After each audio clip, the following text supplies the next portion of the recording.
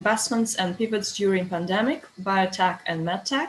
And I have our honorable speakers today representing the investor community. It's Kondek, General Partner at Global Blockchain Ventures, Massimiliano, Sulpizi, Founder and Managing Partner at HSMI-Corporate Advisory, Joanne, Hackett, General Partner Healthcare at IZY Capital, Ashish, Mittal, Founder and Chief Mentor at TurningIdeas Ventures, Sharon, Managing Partner at Volt 18th Ventures, Neha, Tanna, Principal at Joyance Partner, Valerie, Onu, Co-Founder and Chief Governance Officer at Beyond Capital Markets, Sierra Choi, Director of Marketing at White Lake Strategic Advisory Group, and Anndy Lian, Intergovernmental Blockchain Advisor and Chairman for Asia at Decent Foundation. Our participants for pitch competition in the second half of the events include Patty Oliver, CMO at Stable Essence, and Dr. Seifur Kondek, Founder and CEO at Fema Cash. So we start with a brief introduction of our investor participants, and I will give each of you a word to briefly introduce yourself and your companies. Sharon, could you please join our panel discussion with a brief intro on yourself? Hi, I'm Sharon, and I am from Volt 18 Ventures. We are based in Kuala Lumpur. What we do is we actually are more like an advisory that connects the startups that are scaling up to institutional investors. So that's basically what Volt 18 is about. Yes. Thank you, Sharon. And Sierra? First of all, thank you to Valentine and Dimitri for having me as part of this panel, and also thank you to Elena for coordinating this event, and Nadia for moderating. So I'm Sierra Choi, Director of Marketing and Senior Analyst at the White Lake Advisory Group based in the UK. I'm currently coming live to you from South Korea. So we primarily work with startups to gain traction, and as an advisory, help them secure capital. In the past, we've worked with companies in the energy, fintech, and biotech sectors, and my specializations are in marketplaces, education, biotech, and medtech. My colleague also works with a 50 million private fund that invests in late-stage companies that have at least an annual revenue of 10 million. Thank you, Sierra. And Dita? Yeah, good morning from Florida.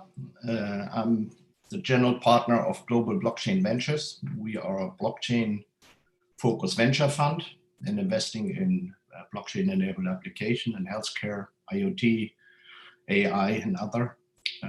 So my partners and I, our background is we have been executive in the corporate world. So I work at IBM, Mittal, and Tech Data. My partners work for Disney and NASA. And so we are engaged in the blockchain space since 2019. In healthcare, we have written a book, which we announced last year, Blockchain in Healthcare, with 50 co-authors, announced it at HIMSS. I'm also a founder and managing partner of Merging Minds International, which is a global market accelerator for European companies who want to enter the US market. And yeah, that's a background, and today we want to discuss the very critical phase where we are all in with the corona infection, and how does it shake up the investment landscape as a startup in healthcare. Thank you. Thank you, Dieter. And Andy? Hi, I'm Andy Lian from Singapore.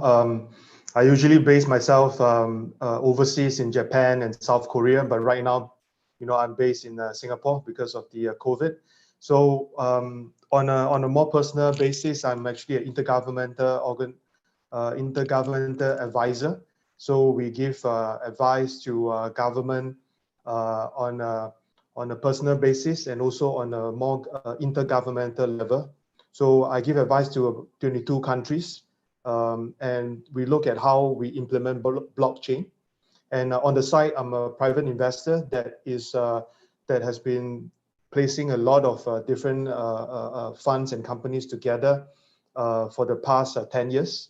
And for the last 3 to 4 years, we have been very active in the blockchain circle, MedTech, supply chain, IoT, and so forth. I am also the chairperson for Descent Foundation, a company that is set up in 2015 that provides a lot of different blockchain solution in the European market.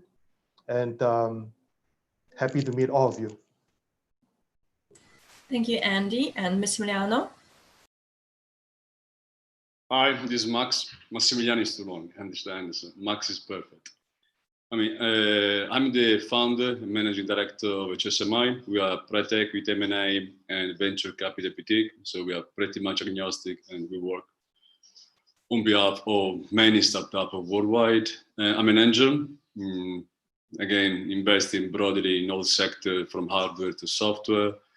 As we are now setting up our venture capital fund and with a healthcare division, we are very focused on now understanding how the biotech, life science, healthcare more broadly, and medtech are evolving, because we want to deploy at least 20–30% of the fund in this sector. And that's it. Thank you, Max. And John? Thank you. I'm Joanne Hackett. I'm here representing IZY Capital. I'm the general partner for healthcare. We're an advisory and private equity firm. And we really believe in the founders. So we spend a lot of time becoming partners with the people that we support, helping them raise capital, as well as doing a bunch of advisory work. And for us, what we're seeing now in the market, which we'll get to discuss today, is some really creative ways that people are thinking either about repurposing technology or doing something completely different. And I think the exciting thing is looking at individuals who come up with great ideas and help them bring them to success. And so we specialize in partnering with individuals who really want to take their dreams and make them a reality. Thank you, John. And Ashish? Good evening from India. My name is Ashish Mittal, and I'm the founder, CEO for TurningIdeas Ventures.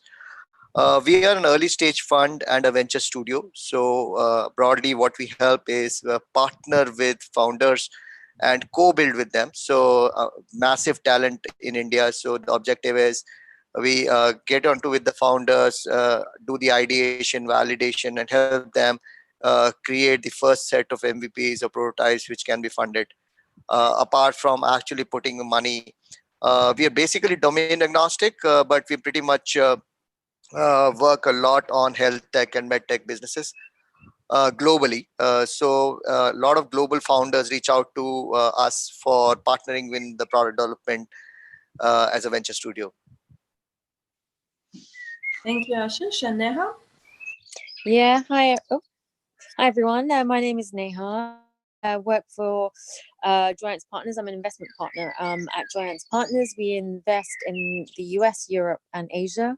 Our sole focus is the science and technology of health and happiness. I'm an MD by background and spent many years in the clinical and life sciences background. We're an early stage investment firm, so we make maybe 1 to 2 investments a month, and we focus on everything from life sciences, food and drink, water, energy, anything with a strong scientific background. Thank you. Tally? Okay, we'll go to the first round of questions. And the first question to all of you would be, are there recent cases of investments on your side or something you would like to share? Andy? Hi, sorry, I'm just unmuted myself. So I think recently there are a lot of companies coming forth to us, basically on 2 fronts. One would be more on the games industry. I sort of shared this some weeks back at a similar event. The other one would be more of medical. So far we have people coming to us, looking at investment related to medtech, and I think one of the more immediate companies that we will put our own money in is something to do with telehealth. This is quite an old industry or something that's not very new, But in the eye of investors like myself and my group of friends, we actually see this as something that we could implement this very fast. So this again goes back to the background where I started from about 8 years ago. I started off investing into traditional medical related businesses. So we own clinics, we own like physiotherapy therapy clinics and so forth in Singapore and in Hong Kong. And we realized that, during times like COVID-19, where a lot of these clinics are deemed as non-essential, I'm not sure why, but in the longer run and so forth, where we are not sure how long this whole virus or pandemic is going to last us, we are looking at other ways to help some of these patients or users in terms of getting good medical advice.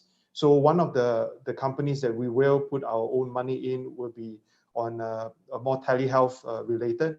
And also at the same time, we are working with a couple of other vendors in Singapore to provide some remote healthcare services and some urgent, more essential medical services that doctors can actually go to their home and premises to give some sort of a treatment.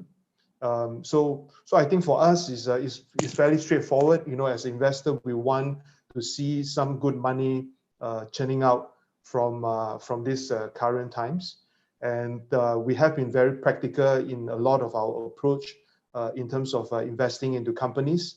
We have been looking at quite a number of other businesses as well, but at the end we are just trying to be more practical, saving a lot of our own bullets and putting our money into places that we think that we could excel faster as compared to a lot of other businesses who came to us, and that's one of the latest investment that is medical related that is on our table right now. So we are going through the due diligence work. We are also going through a lot of all those different prospecting that they have told us about.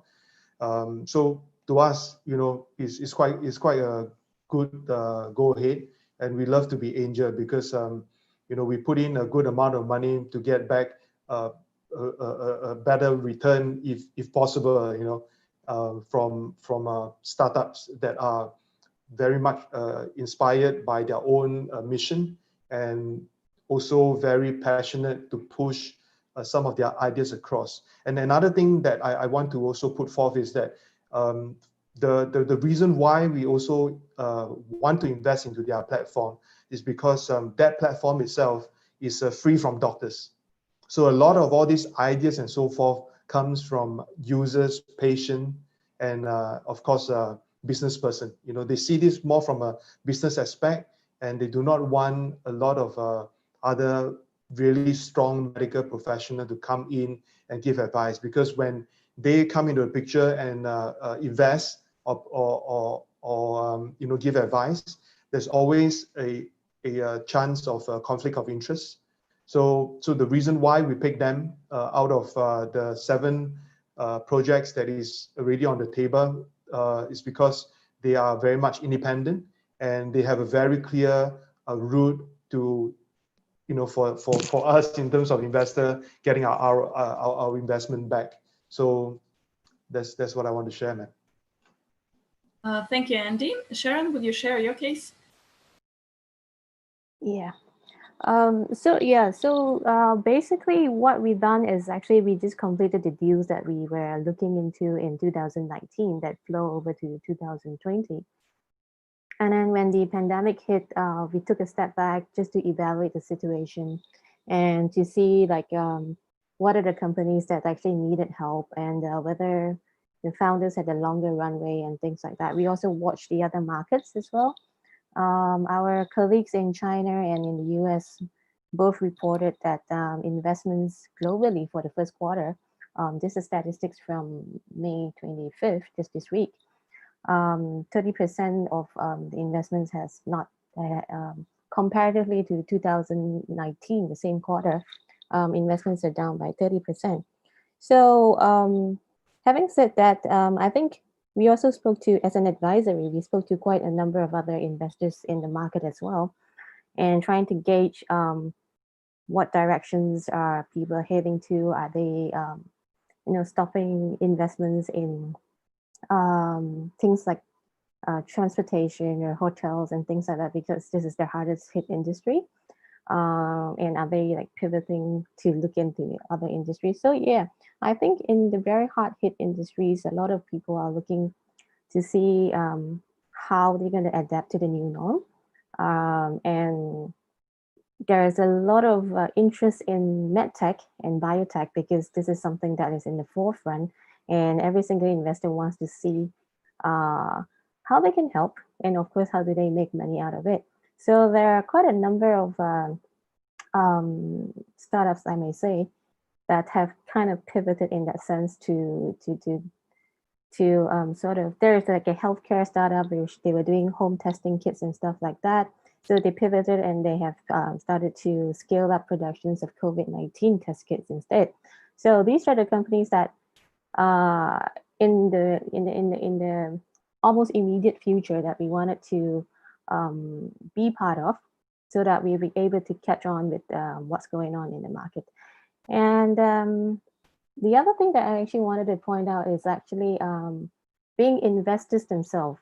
I know there's quite a number of VCs who actually has closed their fundraising round with the LPs that they were talking to in 2019, and they basically closed either in December or in January of this year. And when the pandemic hit, they just kind of like said that we have to be very careful with how we invest, because everything is changing. People's lifestyle is changing as well. So most of them are working very closely with the founders, supporting them in terms of helping them relook into their business models and things like that.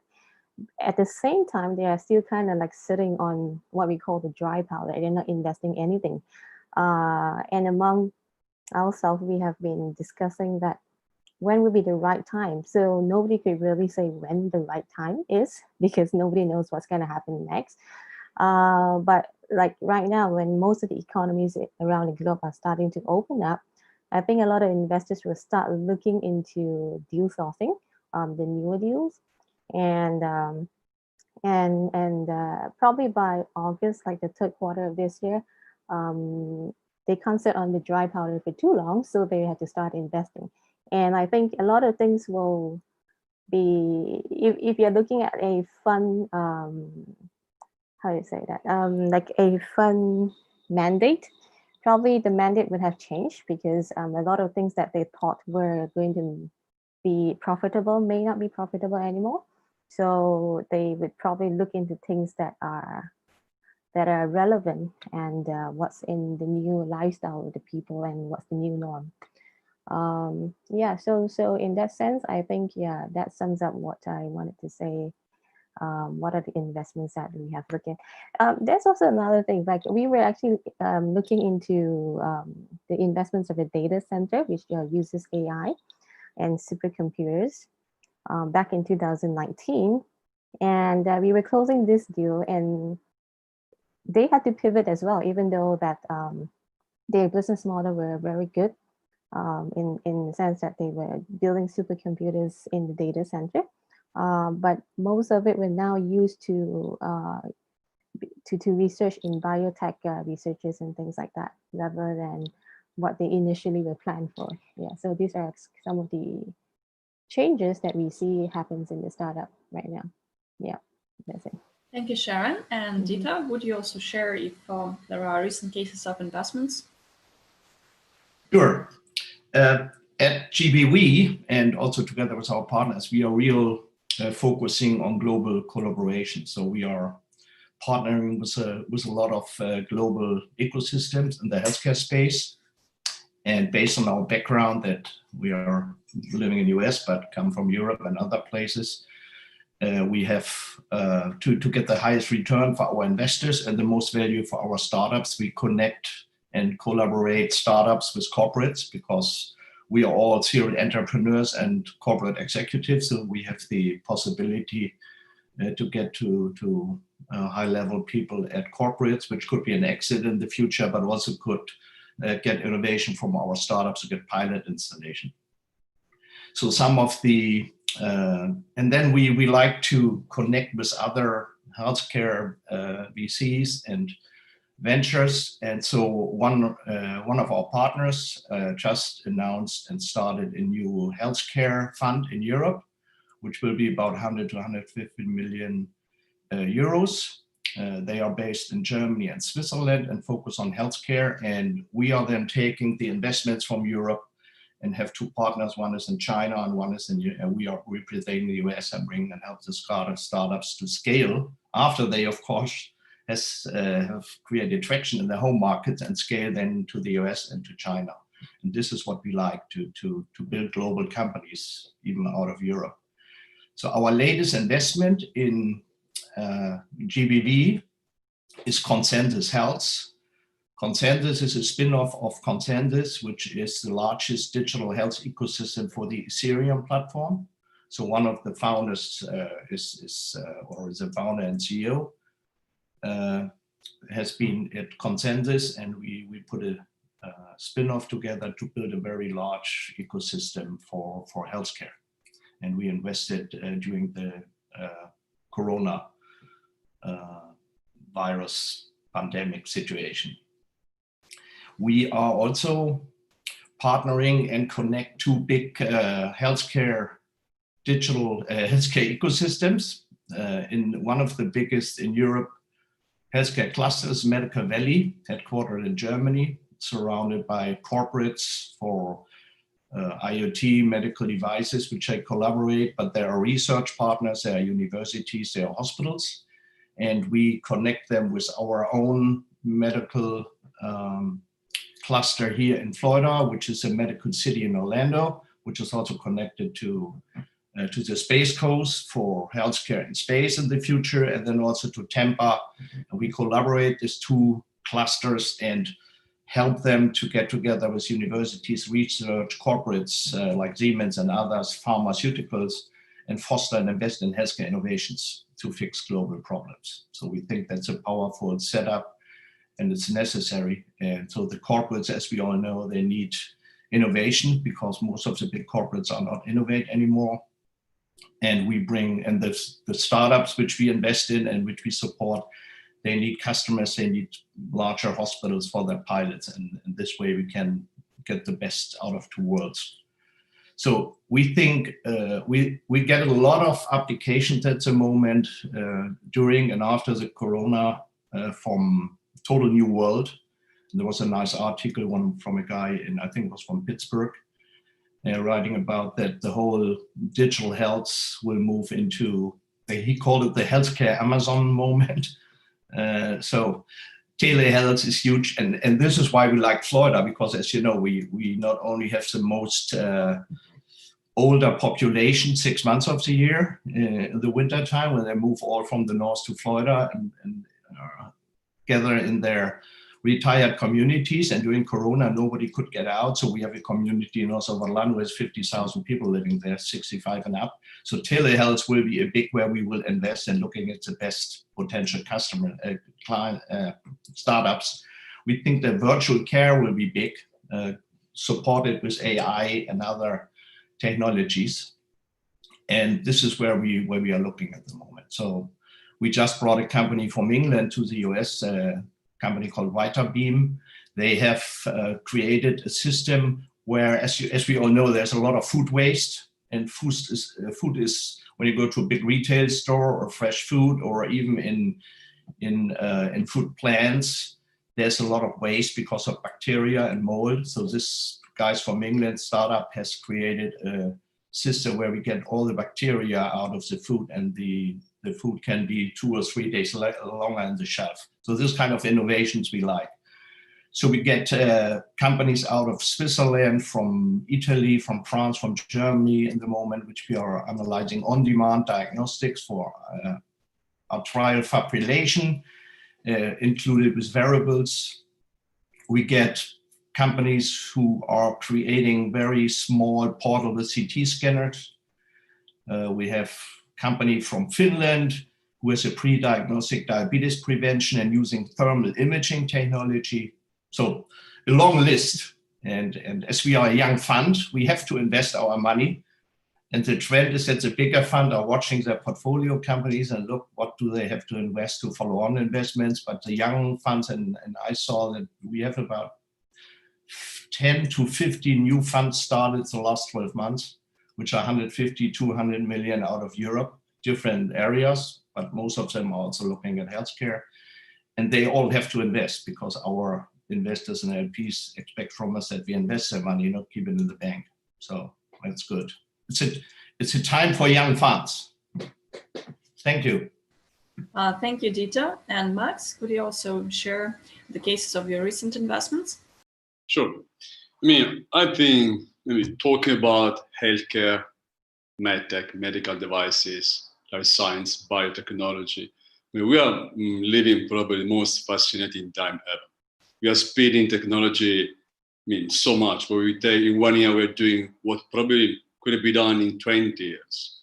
There are sectors which I'm looking very closely, which is, for example, telemedicine, all technology applying to, which is old-fashioned, how, to talk about, for example, talk about general medicine. We still go to the doctor.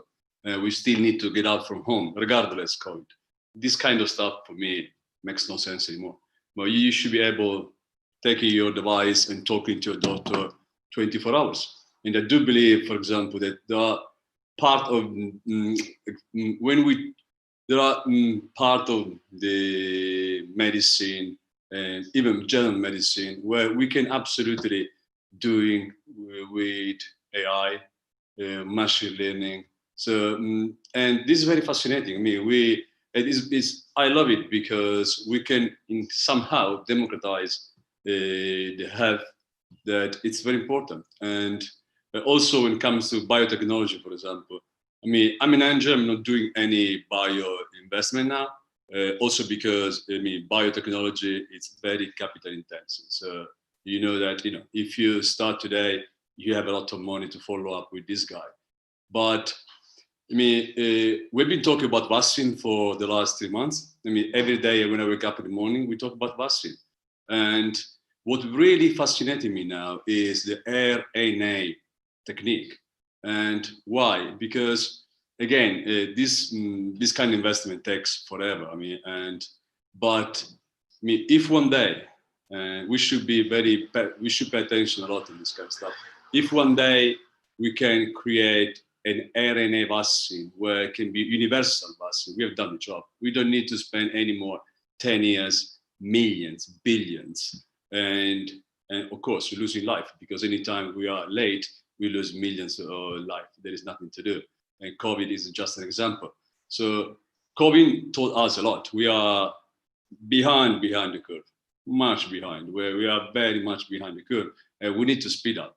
We need to create something that, a vaccine that, is not needed to pollute your body. Actually, your body is going to react and find a solution. This is unbelievable. When I start researching from RNA, I was astonished. I couldn't even believe that you can give a signal to your body and your cells can create a vaccine by themselves. This, I was absolutely, wow, what's this? And I'm not a scientist. I'm an entrepreneur. I'm a financial guy. So I've been spending all my life in finance, M&A, private equity. And when I moved to venture capital, it's been something great for me. Finance is doing almost the same stuff every day. Yes, you can merge company, you can buy, sell, but it's pretty simple.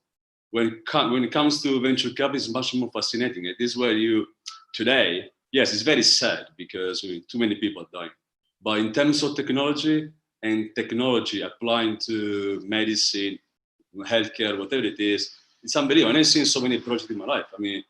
Of course, for me, as I said to all the founders, sometimes maybe it's rude, but for me, it's my opinion. But for me, it is what I'm standing for. Ideas are simple. You can wake up in the morning, have 10 ideas, and We have millions idea, but I know maybe 1% succeed, 99% fail because I said to everyone, your idea is nothing if you don't have the right execution. So, but yes, I mean, I'm seeing so many ideas, it's almost impossible to evaluate all of them. So you need to say no to many, only just for start talking. But yeah, I mean, I do believe we can't waste this time. We as an investor, also as an advisor, we should give this guy the right advice and invest in the right people that can deliver. If you don't have the right team, I mean, you can have the greatest idea in the world. You're not delivering anything. And if you don't have enough money, again, you can be the smartest guy in the world. You are not going to deliver anything because you don't have enough money.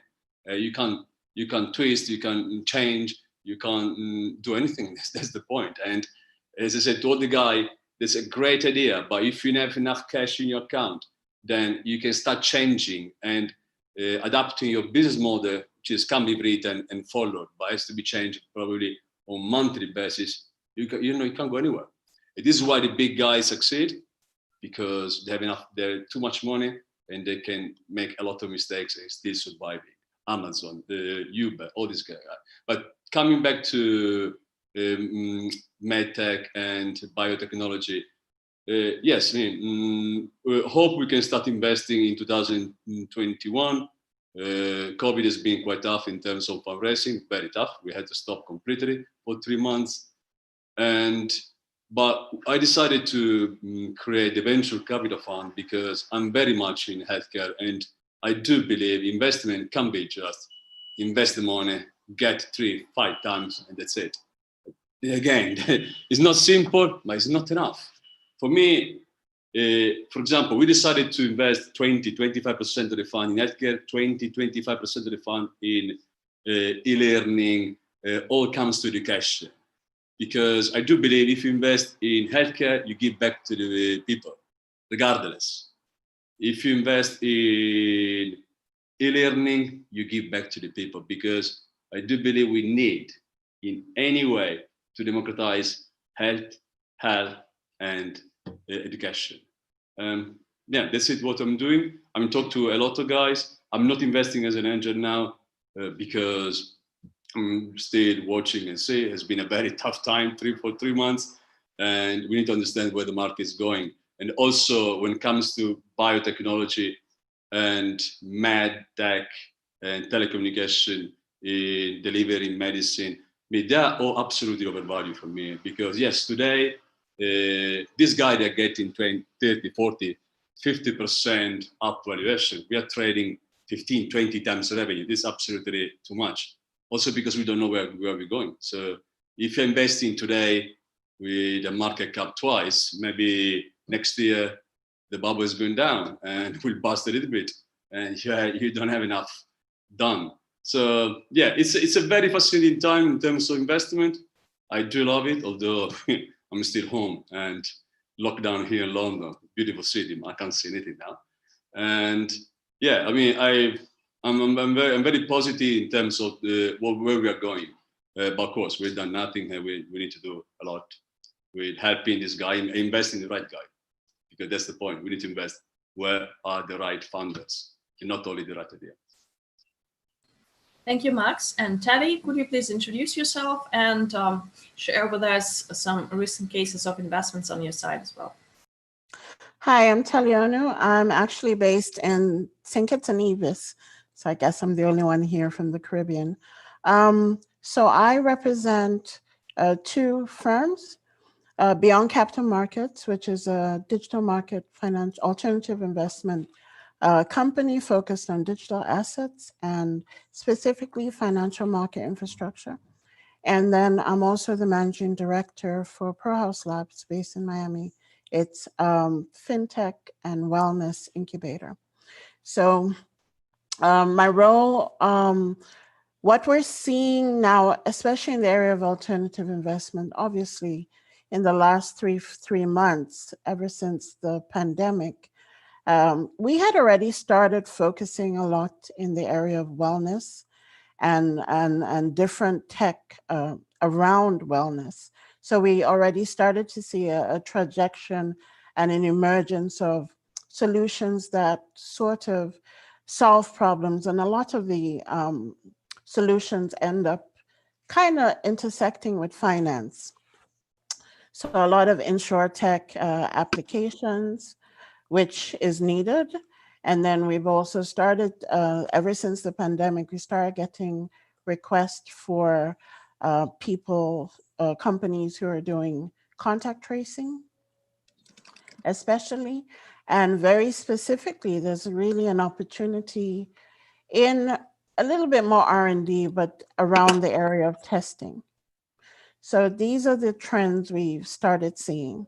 Our focus really, we have managed funds. So ProHouse Labs has an incubator fund. And then we've also started looking at incorporating, as alternative investors, incorporating private debt as well. What we've seen is a lot of companies still have, while they've received investments, they still need a little bit of runway in order to grow faster. And venture debt seems to be an emerging area. So we've partnered with a number of insurance firms to actually provide that sort of capital. My background, I'm a digital economist, and over 19 years I've been involved in digital financial transformation. I'm also in the area of finance. I'm also a climate finance specialist, and I have an undergrad in medical sciences. So I kind of have a more appreciation of what we're kind of facing and what we're going through, and what the projections for what the landscape is for the future. Focus really is a lot in, well, a lot of people have been focused around identification. I don't think there has really been an emphasis on how to really work with medical records. So we've seen, in the last year or so, we see a lot of companies trying to deal with the issue of decentralizing medical records. But for whatever reason, they haven't really looked across the value chain. So I think there's still a lot more done. And so we find in this space, working also as an incubator is actually an opportunity for them to continually search their models. I hear what Massimiliano was saying is that, without finance, it's really hard for them to kind of move. But at the end of the day, they still have a lot more R&D to do, and they need to have room to fail. So these are areas we're working in our space. And we're working across with with different companies, not just in barely even in the Caribbean. There are no more North American, European companies, and a lot of startups also emerging out of Africa as well. Thank you, Tali and Ashish. So I think these are the most interesting times for us. We being a developing nation with 1 billion plus people, I think suddenly we've been very focused on healthcare, medtech, biotech investments. Right now, we kind of engaging in 2 or 3 broad areas considering the pandemic situation, which include things like remote healthcare, telemedicine, contactless diagnostics, massive population in the country. And we are looking for innovations, in fact, global innovations, not only focused on India, specific innovations, global startups who can actually solve challenges around how can we provide very, very cost-effective telemedicine capabilities to doctors, as well as the remote locations which have a fairly low internet penetration or low bandwidth infrastructures. Apart from that, I think diagnostics have been becoming a very, very interesting space, not only from the COVID standpoint, but right now, as we speak, we're evaluating startup in the contactless diagnostic space, which is talking about how can you actually share radiology reports through cloud and very, very fast rather than actually taking the reports from one physician to other, getting second opinions fairly fast across the globe. So I think those are the 2 or 3 clear areas which we've seen massive traction. There's a massive interest from the government side also in how can we solve this large population challenges around remote preventive medicine, remote monitoring of health, which includes both COVID and non-COVID scenarios. The way I think the way we're evaluating investments right now is clearly not getting any immediate returns. I think our time frames have, we kind of reframed it. Now the investments are clearly 3 to 5 years. That's the lens which we are looking most of the new ideas or the new startups with. As we are a venture studio as well, so we work very closely with the global startups in building or co-building the product. So a lot of our domain knowledge and very, very India-specific problems, the issues we've been trying to build together with them, validate with the hospitals, validate with the government some of those scenarios. If you ask me, some of our investments, I think we've not written any checks in last few months, considering the COVID situation. But clearly, I think what we believe is because some of our existing portfolio investments really needed support in terms of the runway. And as Telly mentioned, we kind of opening up for some of the debt syndication to actually give them enough runway so that they can actually traverse these times too. But having said that, I think what we're seeing is, and that's what we're helping the current portfolio company and the new startups too, is with the fact saying that we have a supply chain investment on the last mile delivery. So can we actually leverage them and match them with maybe a pure diagnostic solution? And can they actually marry together and create a last mile contactless diagnostic solution for remote corners of the country? So I think those are the kind of innovations. So a lot of collaboration, a lot of matchmaking is happening as we speak, not within our portfolio, but we're kind of opening out and going out globally. And this is probably to all the speakers and the panelists as well. If you have any investment which is kind of looking to scale with a very large number, billion plus people in this country, test out and scale the products, we're more than happy to actually get them into the India or this part of the world. But beyond that, I think what will be, and I sincerely think that this is a time of collaboration. So how can we actually help each other or our portfolio companies? Can we create more value by collaborating with each other or collaborating on the solutions area of our investments so that they can sustain, they can scale these times too? So that's a quick summary of our investment style. I think as we speak, we are still in the due diligence. We are still looking at deals or helping startups, but not more on the capital side. I think what we are seeing is helping startups create solutions and products which solve real problems in current situation and in the forecasted situation. Thank you. I think that's. Thank you, Ashish. And Sierra? As we've seen in what IMF chief economist Geeta Gopinath has called our era, the great lockdown, I think we will see investment centered around food technology, gaming, fitness, and telemedicine startups. In medtech specifically, I think robotic applications to explore the future of medicine will be of great interest, especially those related to diagnosis, telemedicine, and rehabilitation. Definitely in Q1 of 2020, we have seen startups such as Keep Fitness raise 80 million at 1 billion valuation, and Clear Labs, a biotech startup that analyzes food safety at the molecular level, raised 18 million. And telehealth startup AMWell raised 134 million. So despite that, in the global investment in health and biotech overall had a significant drop in funding, I think telehealth deals have doubled in the first quarter of 2020, just from quarter 4 of 2019.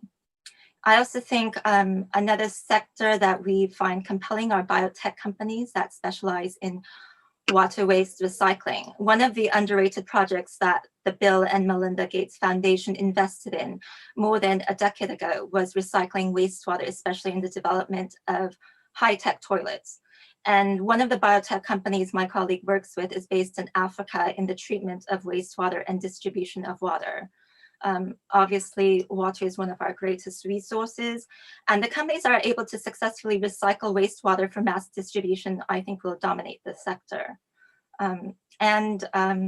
Another sector, as I think Ms. Tali-Onu mentioned, is in decentralizing medical data. Often databases are not connected, and it might be difficult to transfer medical information from one location to another, even in the same state in the United States.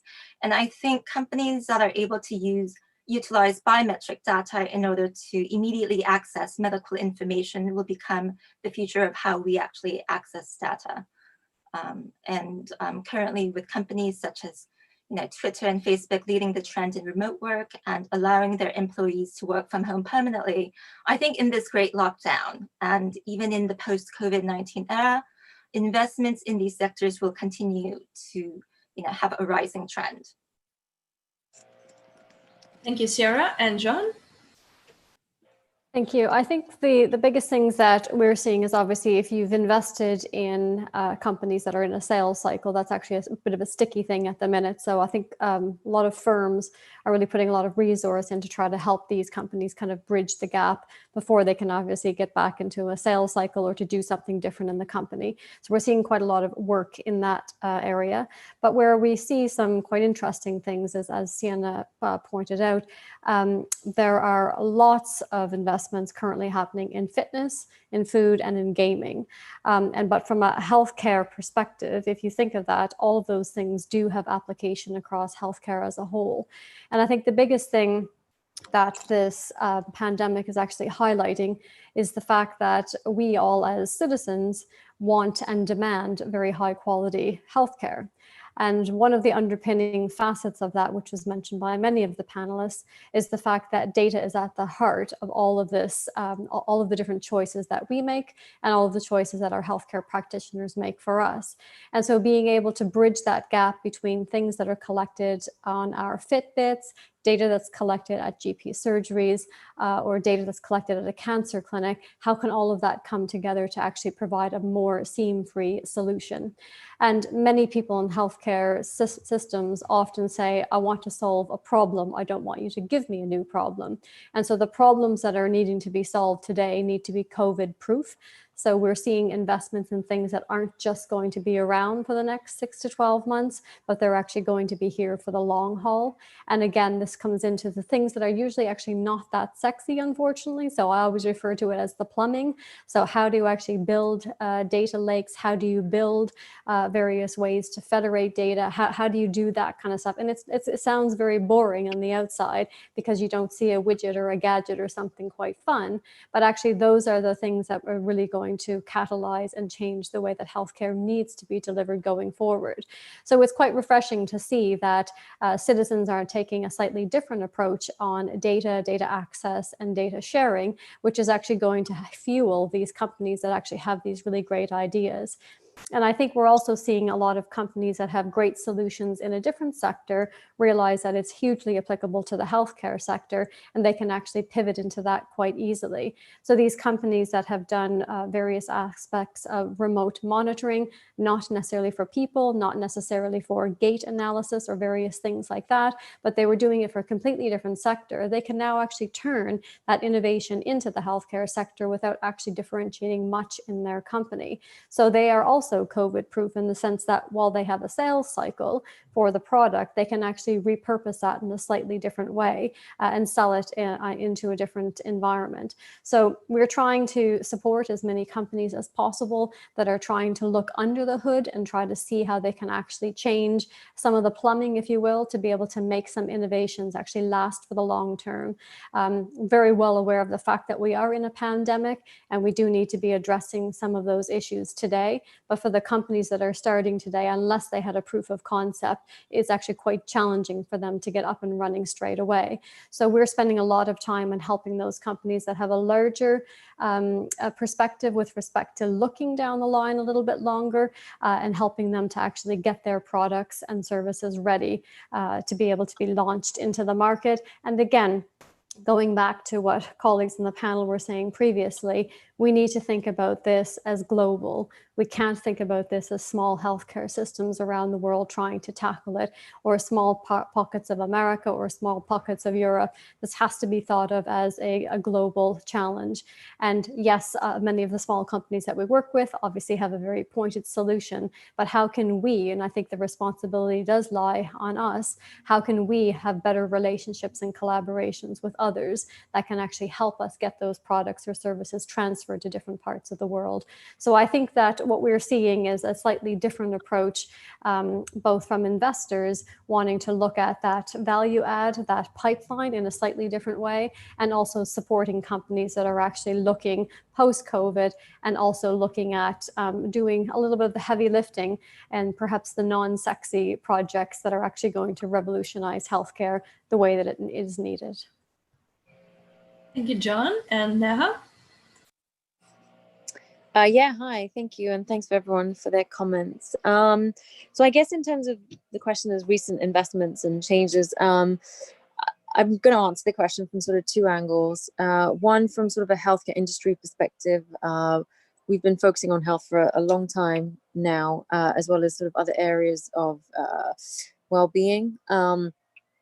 And I'd say that actually the conversation in healthcare, both from a regulatory perspective as well as on the ground, has probably been accelerated by about 5 to 10 years. I think, there's been a big push for telemedicine in the last few years, but adoption and stickiness has been a huge issue. Whereas overnight, everywhere has had to adopt it. Patients have had to learn to use it. Doctors have had to learn to use it and be okay with it. Do I think it's going to be the future? I'm still hesitant. And that's only because there's only so much a doctor can actually do over video. You still need to touch the patient, you still need to take tests, you still need to examine them. And I think what's going to be interesting is what's going to land once all of this sort of dust settles post-COVID is really what a patient's going to be comfortable with and how do you get the best outcomes for patients. A cancer patient still needs to be seen, people with blood pressure issues, monitoring issues still need to be seen somehow. And so I personally think this is where technology could come in. I think technology could remote monitoring, so moving care out of hospitals into the patient's home, removing care from hospitals to patients' phones, to community clinics, or out of even community clinics to homes. And I think that's the trend that I personally think will come moving forward. I think regulatory agencies and stakeholders will also have to have that honest conversation, which perhaps previously they had been resistant to have, or at least slow to adopt. I think adoption and stickiness are going to be the key for a lot of these technologies. From a biotech world, it's already been touched on some of the points that it's very capital intensive. And that's going to be a slightly tougher one. I don't think investments are going to slow. We will always need therapies, we'll always need diagnostics. What may change is the speed of discovery. I mean, if we can get a vaccine out for COVID in less than a year, that's groundbreaking. Ebola took much longer than that. Vaccines traditionally can take up to 10 years to get to market.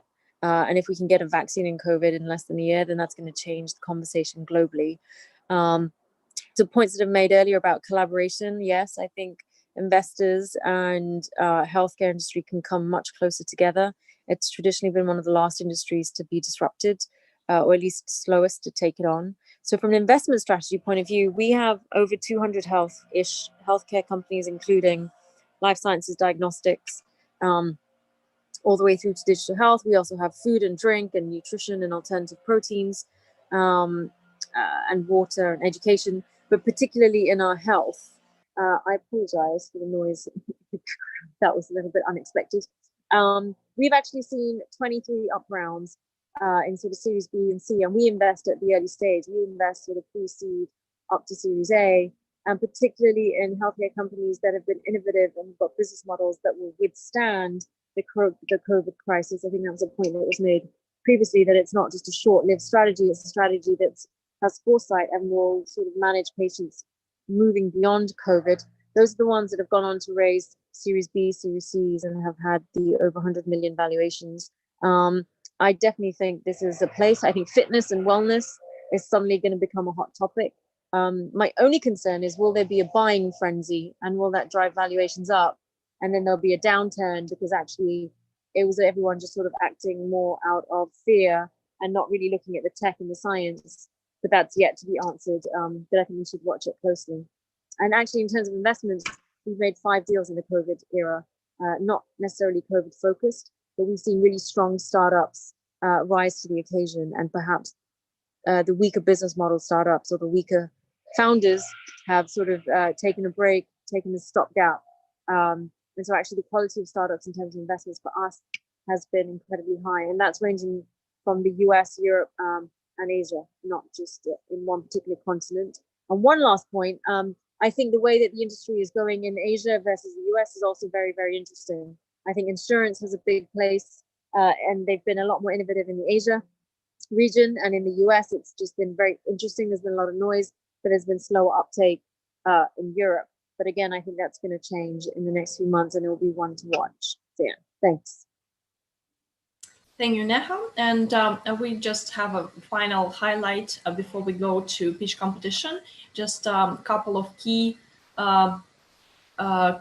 advice from your side, maybe for the projects in terms of how to make successful pivot in the current environment, and for investors for successful investment process.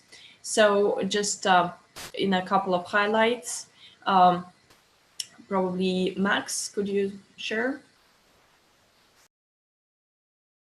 I can talk for myself. In terms of pivot as an investor, it's pretty much where the market is trending for the next at least 5 years, which is the time frame for me to get out if I want and if I need. And of course, we live in a tech era, and there is nothing to do. The next 10 years will be all related to tech, and if you are not involved, you are not enabling your business with technology, we are probably almost dead. Actually, without almost. And so I'm not going to change my view on investments, absolutely not. We already have very clear view for the next 5 years, where, as I said before, we very much believe that investing in healthcare, and especially in medtech, and any kind of medicine can be enabled by technology and be cheaper and easier to use and reach everyone in a very short time. And also education. We do believe education is something that has to be addressed much more than is done so far. And for the next 10 years, I do believe this is sectors that has to go. Now, how much is going to be the market and so on, the valuation is something we're still understanding. And I love fitness, so I always look fitness because it's been my life since I was a teenager. And in terms of startup, again, for me, I do believe venture capital is a cash game, and there's nothing to do. When I talk to a lot of guys and colleagues, whoever said to me, okay, you can actually run a company with a small amount of cash. I say, I don't know, I'm very concerned when it comes to this kind of stuff. It's pretty clear that I don't think founders in the US are much smarter than the founders in Europe. Absolutely, I don't believe so. I do believe that when you have 100, 200, 300 billion in your account, you can make a lot of mistakes. Amazon has been a disaster, but now it's the biggest company in the world. The Uber has been and still a disaster in terms of cash flow. We work. It's better to not mention. But we are talking about guys who have billions to spend. How to compete when you have so much money? You don't have this level of amount of money. Can technology and can your ability overcome? I don't think so. I'm very honest. I don't think so. And so, but if you have enough cash, and probably many startups, they don't have so much cash disposable.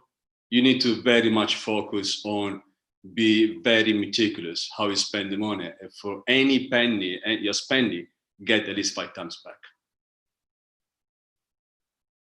Thank you. And Tammy? Thanks. Well, for us,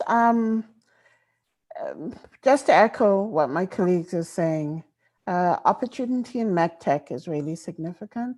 For us, it's medtech, insurtech.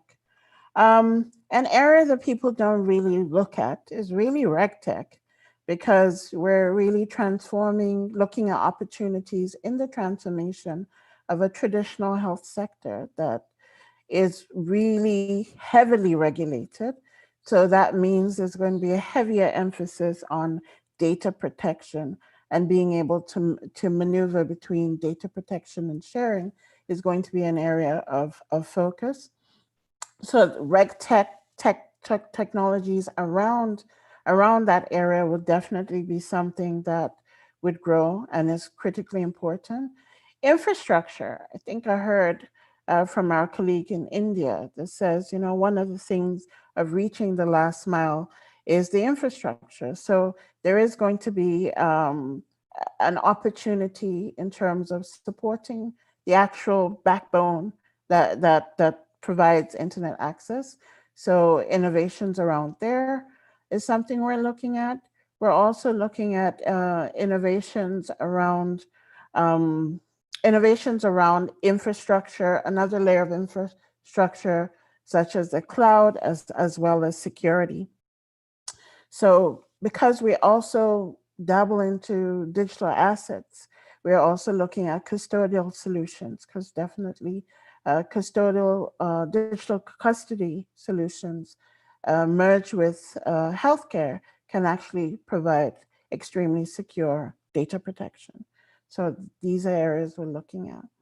On the area of fitness, I think there have just been a lot of proliferation of startups in that space, but we find there's going to be a growing opportunity for biohacking.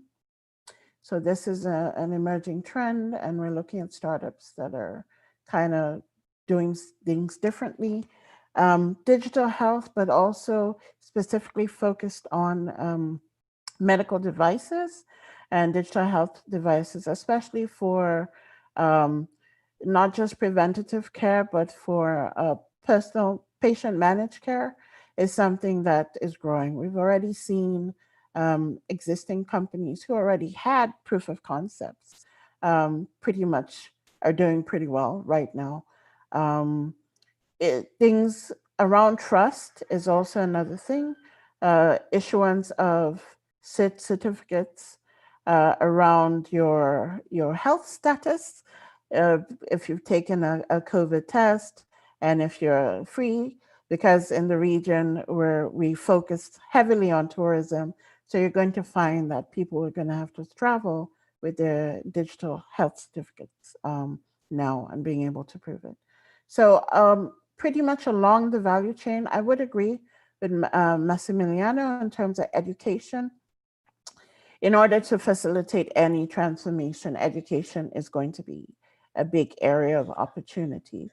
So we're looking at startups supporting education from this perspective of the adoption of these technologies, and also from the perspective of on the finance side, in terms of the insurance type of solutions and other types of pipelines.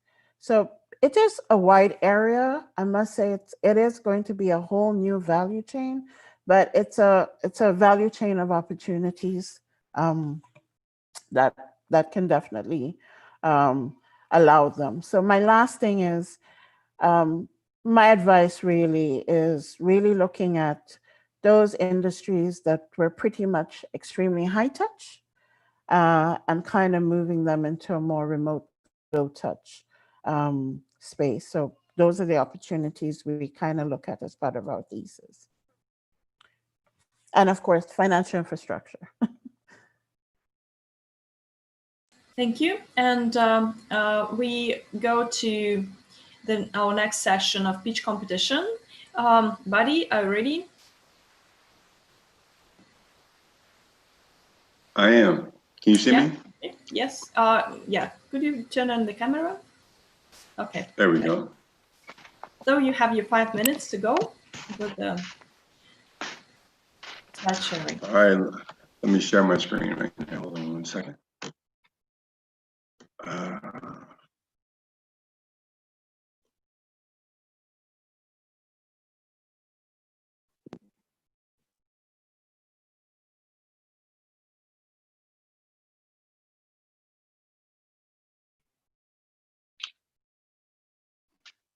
The name of our company is Single Cent Coin Corporation.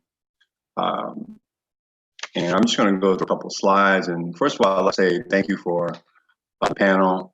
Thank you for the opportunity to be able to present LA Token.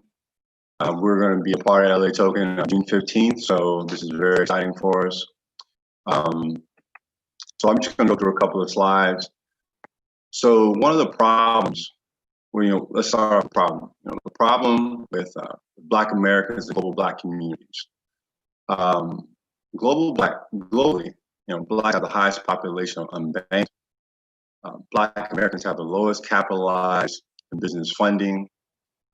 Black communities have the lowest amount of currency circulation than any other ethnicity. So what our goal of Stable Cent Coin Corporation is to give the global Black community a way to transfer money, give them solutions to banking, give them solutions to a lot of the things that no one has ever done. So our first solution is to provide a digital wallet system built on blockchain technology and an API for Black businesses so they can transact amongst each other. One of the issues is inside the Black community globally, we have the lowest amount of current circulation.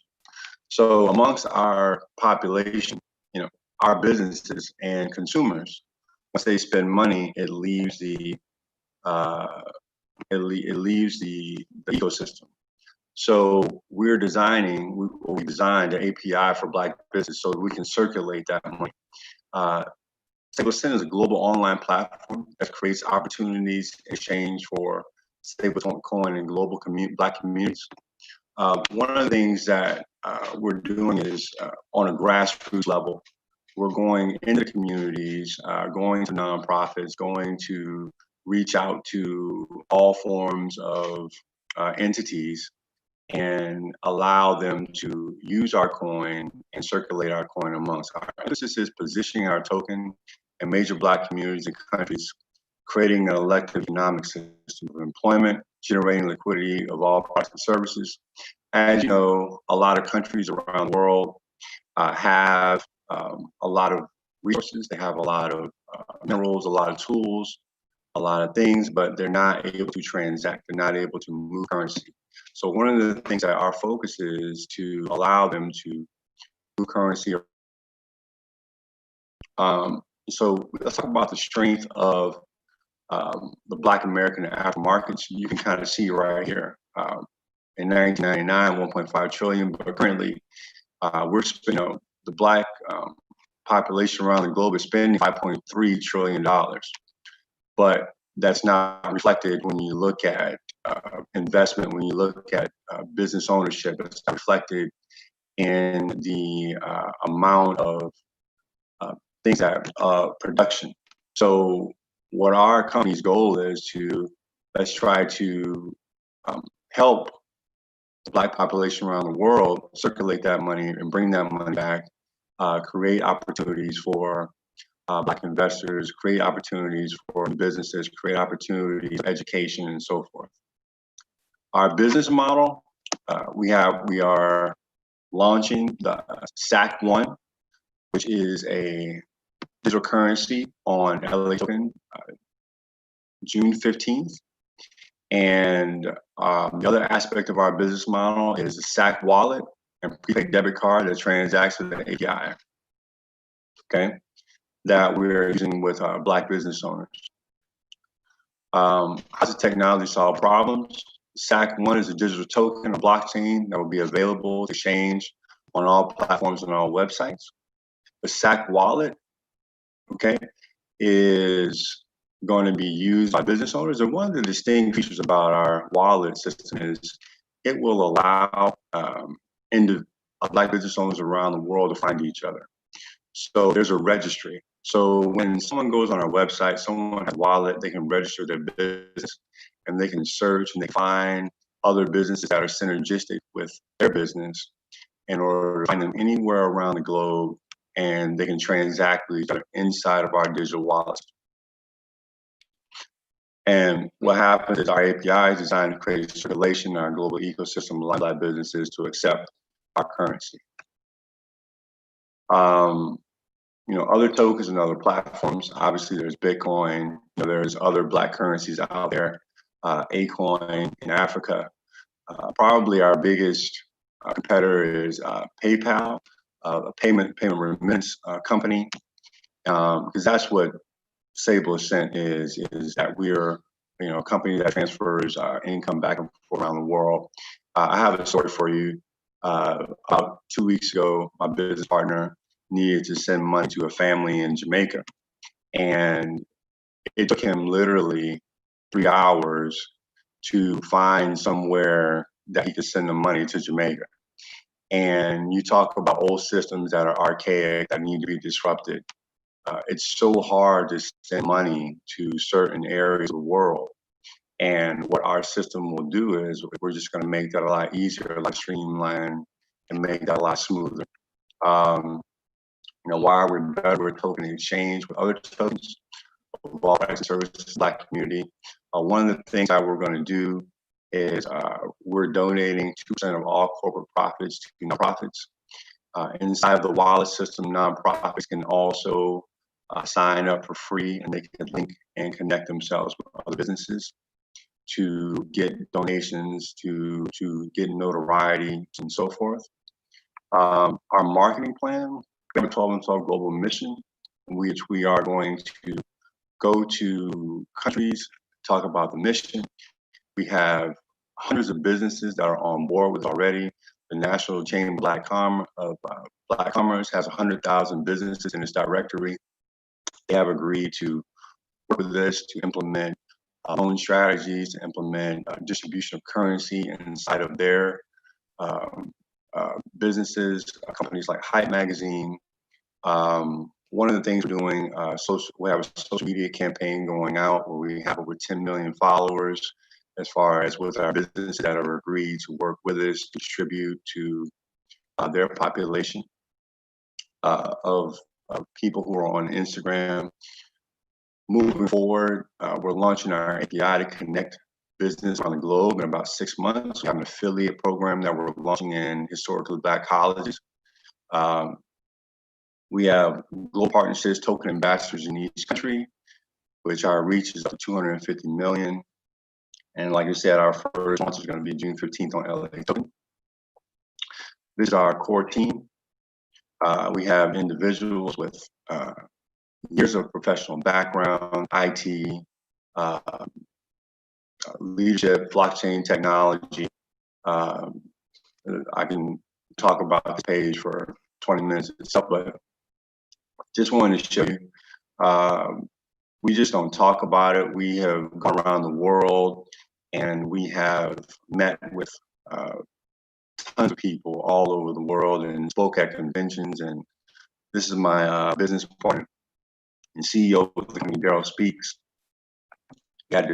He spoke at the UN about implementing blockchain technology. So we're not just out here and just launching this company, but we have gone on a grassroots level and really talk the message around to big businesses, small businesses around the globe. Thank you very much. Thank you so much, buddy. And we move to our next project. Is Seifu. Are you ready?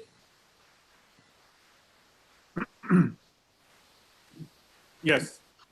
Okay, go ahead, please. Thank you. Can you see my deck? Can you hear me? Yes, we hear you, but we don't. You don't see my deck? Could you please share? Sorry, I need to share the screen. Let me share the screen. Okay.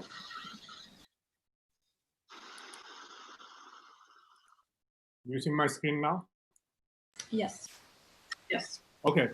My name is Dr. Saiful Kondek. I'm the founder and CEO of PharmaCash. PharmaCash is a global digital payments platform. We're based in, our headquarters is in Pennsylvania. And we have a subsidiary company in India and a subsidiary company in Bangladesh and a subsidiary in UK. We're a global payment network. The problem with sending money in cross-border payments is still a problem. It takes a 3 to 8% fee to send money from one country to another country, especially from, let's say, US or Europe or Middle East. And the problem, there are places where people have to go to the retail store or agent location to send money. And also there is a problem with the speed, how fast the money could go to another country. Our solutions, we have created a mobile wallet, which includes local payments, local P2P payments, and international remittance and loyalty, and also a white label platform. Companies like PayPal, they have bought Venmo, Zoom, and Paytm to achieve what we have from the single platform, which is going to help us to give a better user experience, also better upgrade and addition in the future. The results, we are live in the United States. Currently, we're doing P2P in the United States, sending money from one phone to another phone, and also sending a remittance from US to Bangladesh. Because originally I was from Bangladesh, so I have a lot of connection in Bangladesh. And also making the QR code payments in the US and sending airtime to 195 countries. We have 10,000 consumers download. And we have 30 money agents in New York sending 30 million a year to Bangladesh. How it works, consumers sign up, they link their bank account, they add the beneficiary. The beneficiary could be in the US or Bangladesh. Right now, international, we are doing Bangladesh only, but within the United States, anyone can send to anyone, and then they can choose the amount. Competition, we see the competition with PayPal and Alipay. Alipay is a better competitor because Alipay is going global. They're building networks in different countries across the globe. PayPal is in the US big, but they really are not in different countries. For example, they are not in India, they're not in Bangladesh, they're not in Middle East, but we want to be everywhere. And timeline to success, we started the company in 2016. We designed the platform. In 2018, we received a sponsorship from a US federal chartered bank. We received investment from a New York City venture capital. We formed a partnership in Bangladesh, one of the largest national banks. And we went live and we have the 10,000 customer. Business model, we make money from every transaction, $2 to $5. We make a margin from the foreign exchange, 2% markup on money transfer. Selling airtime, we make 10%. Merchant pay, we charge 2% processing. We are adding e-gift card, which will charge 5%, and deals 10%. Total available market remittance is a $650 billion market. Mobile payments, $1 trillion. Global business payment is 30 billion. We are looking to raise 5 million additional fund to expand our company and buying a small bank in the United States, buying a small bank in Lithuania, and developing some new services products. Roadmap for next 5 years. We want to launch this in Bangladesh. We have a joint venture agreement with the national bank, largest national bank. We're targeting 20 million download in Bangladesh. And then we'll launch this in EU countries, Canada, Malaysia, Singapore, and then Middle East countries. And also we'll be launching Remit, is a blockchain platform that will have a borderless account. At the same time, we'll create an exchange platform in blockchain to settlement. And these are the 3-4 products in our pipeline. The team, I'm the founder and CEO. My experience, I'm a software engineer. I have a master's degree in computer science and bachelor's degree and PhD in business. I've been in the industry for 25 years, worked for Fortune 100 companies in the US. And last 10 years, I've been involved in the blockchain, fintech companies. Alan is our director. He's an ex-Federal Reserve attorney. Michael was my college friend. He's an ex-Federal Reserve director of IT. Hossein is in our CEO for Middle East. We have a global management team. We have a CEO in PharmaCash in UK, and our software development and our team is in India. Board of directors, myself, the chairman, Gaurav, he represents the VC, Rabiul, and Hassan, they are all angel investors. Board of advisors, Suchitra, she's our bank partner, president. David, he's an ex-PayPal director in UK. Jay Abraham, legendary coach, speaker. Richard, fintech expert. Financial forecast, we're looking this year about 2 million revenue, and by 5 years, we're looking 200 million revenue. Exit strategy, we're looking to go NASDAQ or be acquired by somebody. Thank you. Thank you so much. Thank you so much.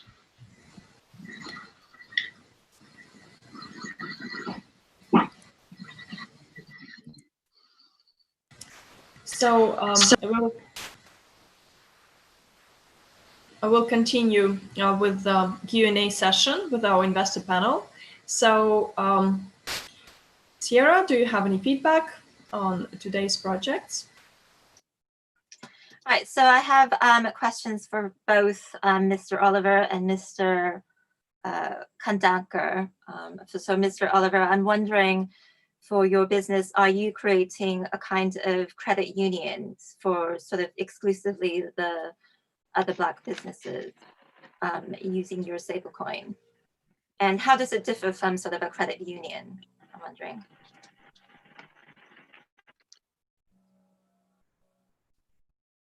That's a great comparison. Actually, our business model does have aspects of a credit union where a business owner will have that opportunity to get funding for projects that a bank might not want to touch. So yes, it is kind of like a credit union in that aspect, but also it's a little bit more than I would say just your average credit union. When I think of credit unions, I think of kind of localized entities. When I see our company, it's a little bit more, I would say, expansive. But as far as that level of touch, that level of impact in the community, I would agree 100%. Like a lot like a credit union, where it has that level of touch, that level of connectivity, that level of wanting to have that touch projects that maybe the traditional bank won't want to touch and so forth. So I would agree. All right, thank you for clarifying that. And for Dr. Kondek, I'm wondering, are you just, how do you differ from PayPal? Are you just creating a PayPal in India? Right, yes. Yes, we are, can you hear me? Okay. Yes, yes.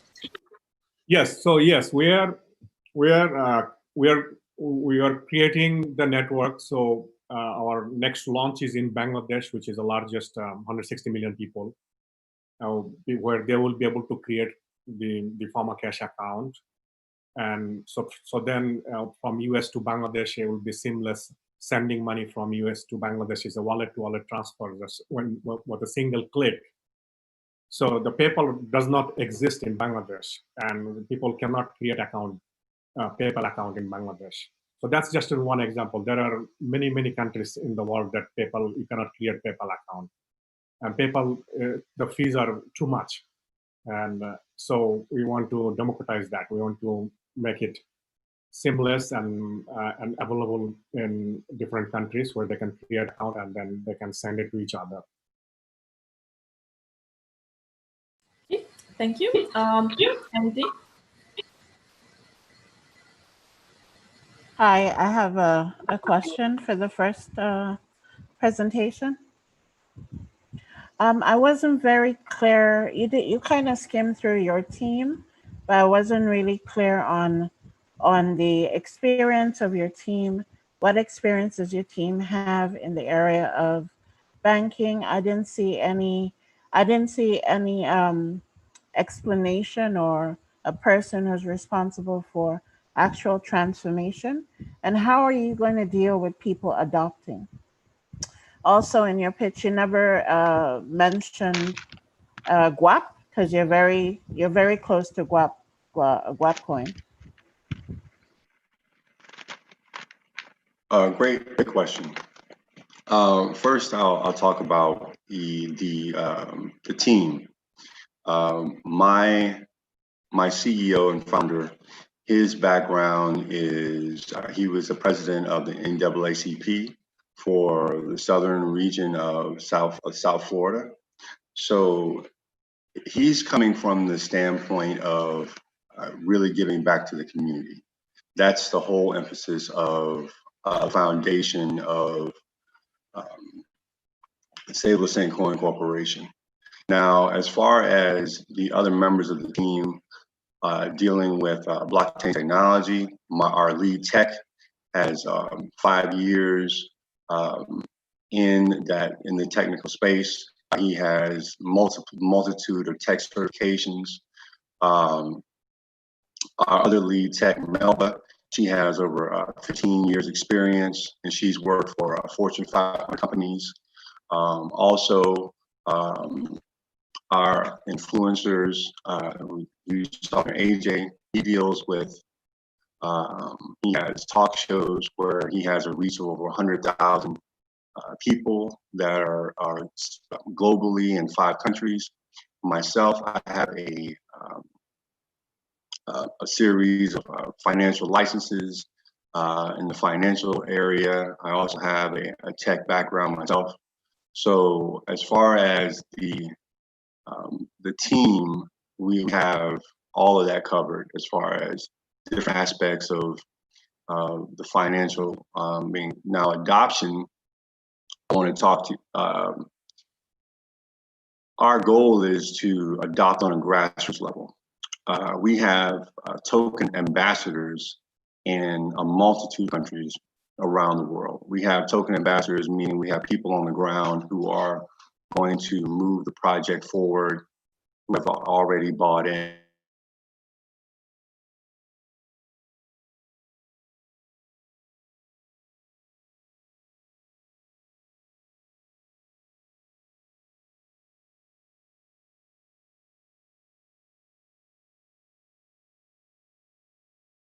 We have a partnership with the National Black Chamber, which has over 100,000 businesses that have agreed to work in one-on-one partnership with us to create an adoption period so we can have that business ecosystem and we can allow businesses to transact and so forth. We also have partnerships in Africa.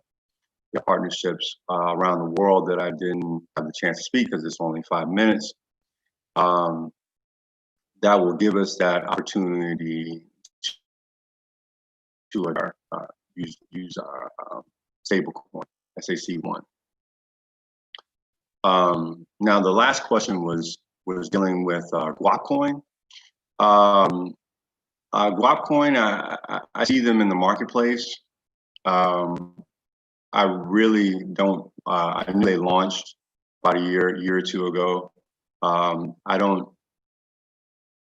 I really don't follow them that well. So from an adoption standpoint, I don't know if their focus is the same focus as ours. So The one thing I want to talk about too is the market is massive. There could probably be 25 coins focused in that specific area. So when you talk about market penetration, there could be another 15 companies that want to do the same thing, and we all could have success. It's just a massive market that's really been untapped that, you know, it's just, the market's too huge. So it's just, you know, not a lot of companies have wanted to tackle that space yet. So I don't really see them as competition. I really see it more as cooperation where we could work with each other, because our coin is used to work with other coins. So it'll work itself out. Thank you for the question. I appreciate it.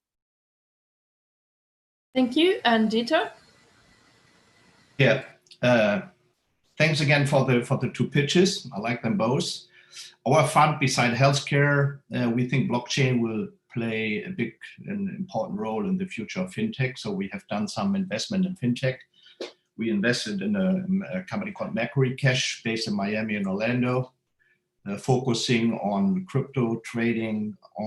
It's a platform for Latin America and South American population. And we invested in an online bank called the Medici Bank, which will more or less have the same business model like what Pharma Cash is doing. My response is, you mentioned some competitors in your list, Pharma Cash. Have you heard about TransferWise, 5-time unicorn out of London? Have you heard about Revolut, 5-time unicorn out of London? Have you heard about N26 coming out of Germany, now with more than 100 people in New York, and they are exactly looking in this space. So I use both. When I transfer money to whatever, Singapore in the local currency, I can transfer money between US and UK or India or whatever for much lower and much faster than with any global bank. They're already in the market. So before you look into this, please look at this potential competitors. Not only mention Google Pay and Apple Pay. There's a lot of crowded companies there who have raised hundreds of $1 million. TransferWise, by the way, the US headquarters in Tampa here, they had more than 200 people already. That was my recommendation. Thank you. Thank you. Thank you. And Ashish? Yeah, I just had a similar question to what Dieter had. I think, Dr. Saiful, if you're thinking, you mentioned about India, expanding to India, I think one competition to look out will be Paytm. I think Paytm is grown fairly large for peer-to-peer and both for retail. And they're going to, and then the other being Geocache, which is coming up very recently with Reliance. It's going to be a Facebook investment too. So these are some of the interesting competition to look out for and learning from them. I think for cross-border, I think players like Ripple should be very interesting to have a look because they're doing fairly well cross-border in India and globally at very, very low cost and fairly fast. Can I answer? Sure, please go ahead. Yes, sure.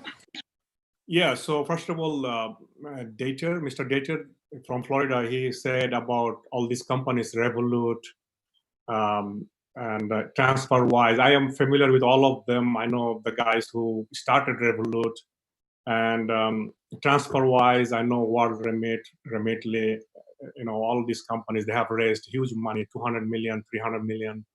And I know the Paytm also in India. And obviously India, we're not looking to go to India right away because it's going to take, $1 billion investment to really reach the market in India, where Paytm is a huge, big.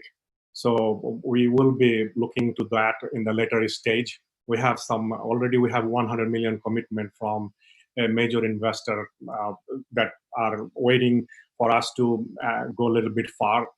We have a commitment letter from him. So right now we are just focusing Bangladesh is 20 million target customers.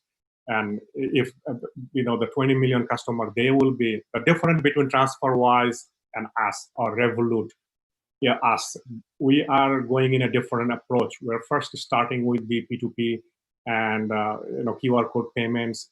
Also, same time we're doing international. For example, TransferWise is not available in different countries where you can download TransferWise and pay a merchant, or you can pay somebody within the country. TransferWise is more like from one way shooting out, but we want to be interoperable in different countries. So it's kind of the concept of, you can say, it's a one app for global. Not only that, also we're tying into the retail payments and solving the merchants' high cost processing of the credit card. So we're also looking at post credit card payment system. So there are huge strategy behind it, and I've been involved in this industry for especially for remittance and fintech for last 10 years. And I read everything. I went to a lot of different conferences. I know exactly what's going on with all this N26, all the digital bank that you're talking about, Monjo and Azimo, all of those. So we're trying to make it, we're taking an approach in one country at a time. So we're live in the US now. We're launching in Bangladesh. We have a national bank, which has the largest national bank, which is second to the Central Bank of Bangladesh. And we also get the endorsement from the Ministry of Finance in Bangladesh. And with this pandemic, Bangladesh market grew like many-fold, all the wallet, because people cannot move, so they need to send money to each other for payments. And the government also pushing the stimulus $10 billion fund. And so all the companies like the new digital payment company, Nagad, they just grew like 20 million customers all over overnight. So there are a lot of opportunity for this. And also the connecting. We are also planning to connect with all the different wallets. So let's say US Pharma Cash will be connecting with the Paytms. We can connect with the Alipay, WeChat. We can connect with the global wallet. So our goal is to reach 5 billion people into a very secured and very cost-efficient manner. And in the future, we want to make it an instant transfer where we'll eliminate all the pre-funded needs for the current remittance companies. So there are a whole lot of things going on. We have just engaged an investment banker from Silicon Valley to raise 15 million.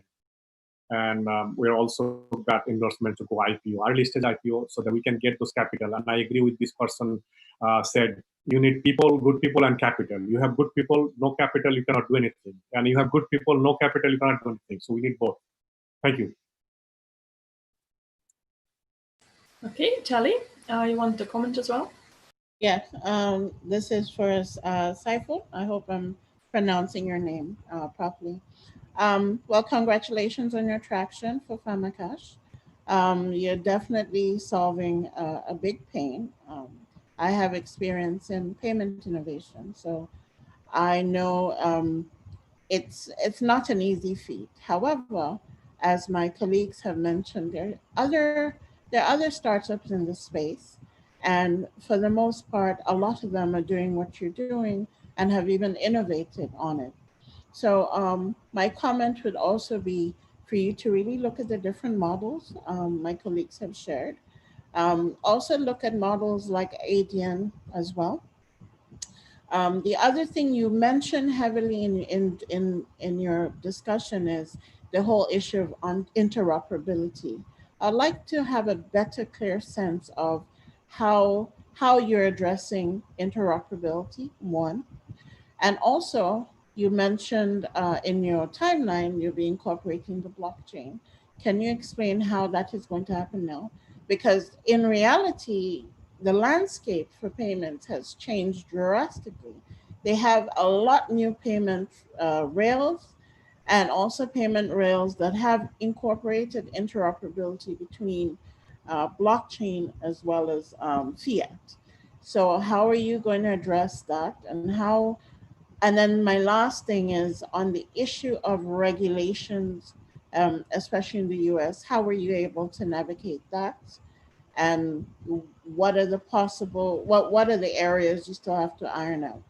Thanks. Yeah, you are right on the mark that, first of all, interoperability. For example, in Bangladesh, PharmaCash, we are launching next month, where the user, they will be able to send money from PharmaCash to other wallets.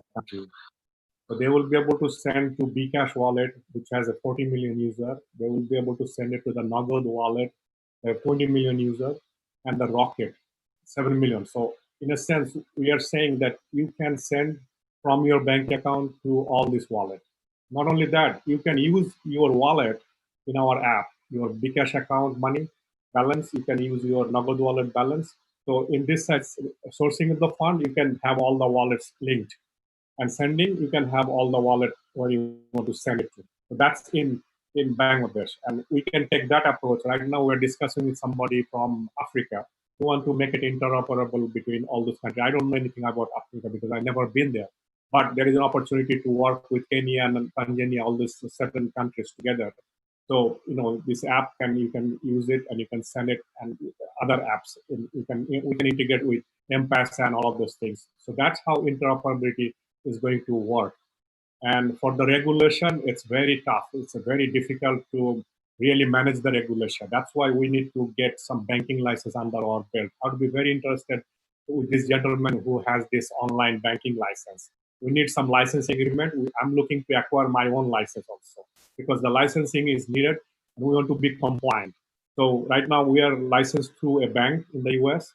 Also, we are getting a license sponsor with another company. It's a multi-billion-dollar company that has 40 country license.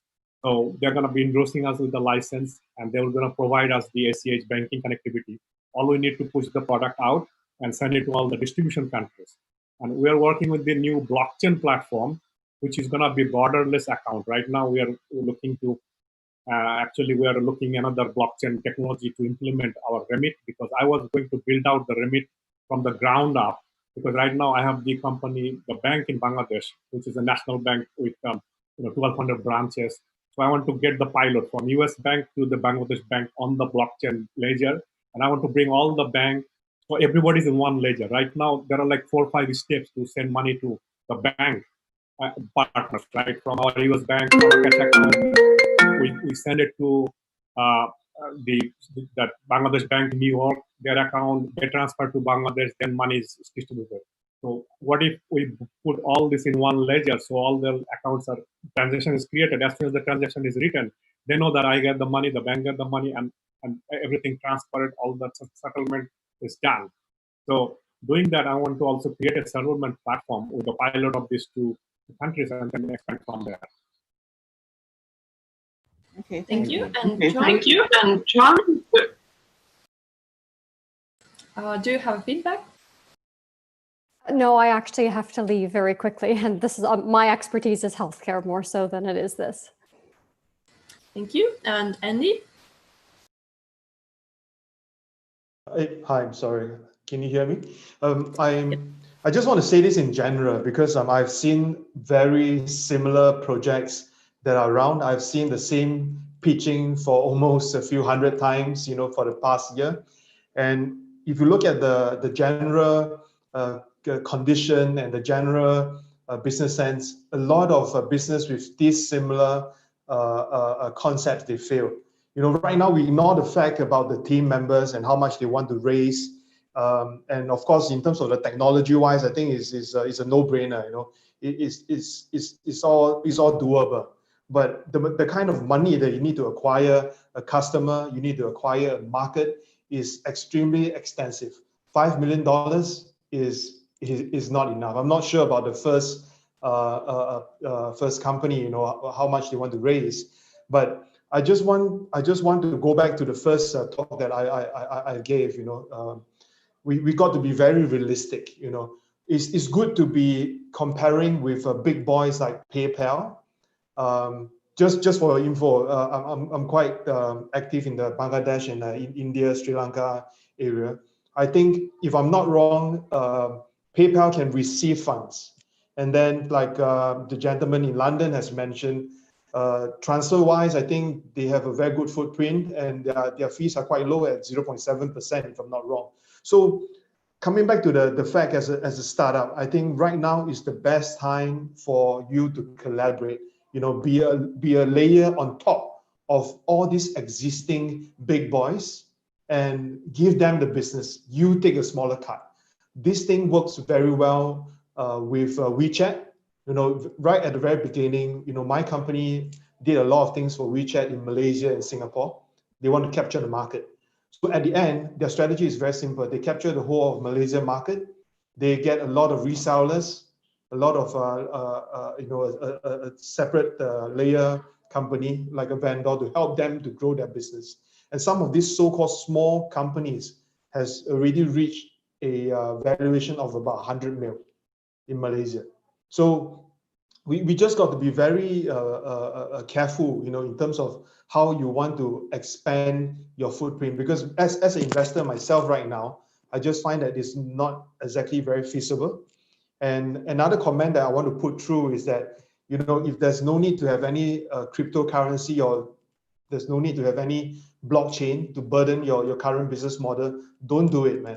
Because that is not going to help you in terms of getting money, because investors that are very much into the space, they will have a lot of questions like, why not I just use XRP? You know, that's going to solve all my issues. Why am I going to use another startup payment? And it might not be that reliable. Other issues like liquidity issues, users issue, custodian issues, license issues. There's a very long list of things that you need to do for, especially for the second project. So my very, very sound advice is that don't just talk. You know, you got to just launch it.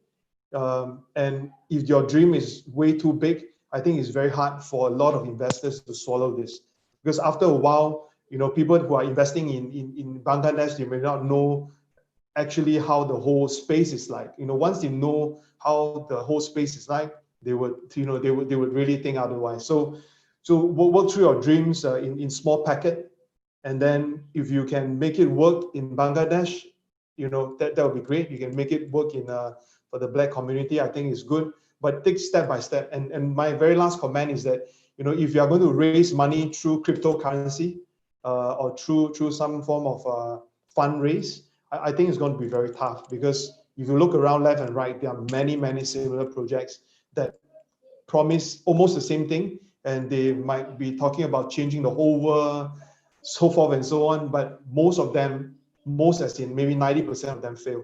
So I hope you can size up your this whole business model, and that could work for the short run as a start. Yeah, Andy, I appreciate your comments. These are very valid comments.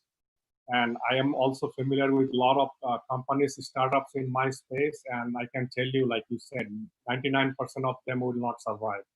I know that, because it takes a lot of energy to survive this company. The market is very saturated. So we have a strategy to how to tackle the market. We're also looking to expand into the remittance banking, the migrant workers banking. That's a space that nobody is tapping into, because the banking means like somebody from Bangladesh, he's working in Saudi Arabia, he was working in a farm. So what he does, 75 of his income he spends for his living, and 15% of that income he sends to back home his wife and kids, and 10% he saves under the mattress, so that after 5 years, when he will go back to Bangladesh, he will buy a business with that 10% of savings. So we want to offer them that savings. Why you put it on the mattress? You put it in a nice secured environment where it will grow a little bit, and it will be safe. It's not under the mattress. And when we go back, you can avail those. So we are going to be like connecting all the Bangladesh banks into product portfolio and offering. Already we have a lot of endorsement from the banks that they want to offer the housing loan for the expat Bangladesh. And the Bangladesh community alone is a bigger market. They yearly they send $30 billion to Bangladesh, just the remittance. So we can tap into that. And you said like it will be tough to raise the money. We already raised $5 million, and we have a lot of commitment, and we have a strong strategy. We're not going anywhere. And I agree that market is tough, but you have to have the right strategy. So we are bringing a lot of strategic people in the team globally to make it scale the company. And I know exactly how to approach, and I know it's not going to be easy, and it's not short term, and there we have to be different. We cannot be just like another, TransferWise. We cannot be another, mom and pop Placid Express. We cannot be another, and especially with the, this COVID situation, a lot of this mom and pop wiped out already.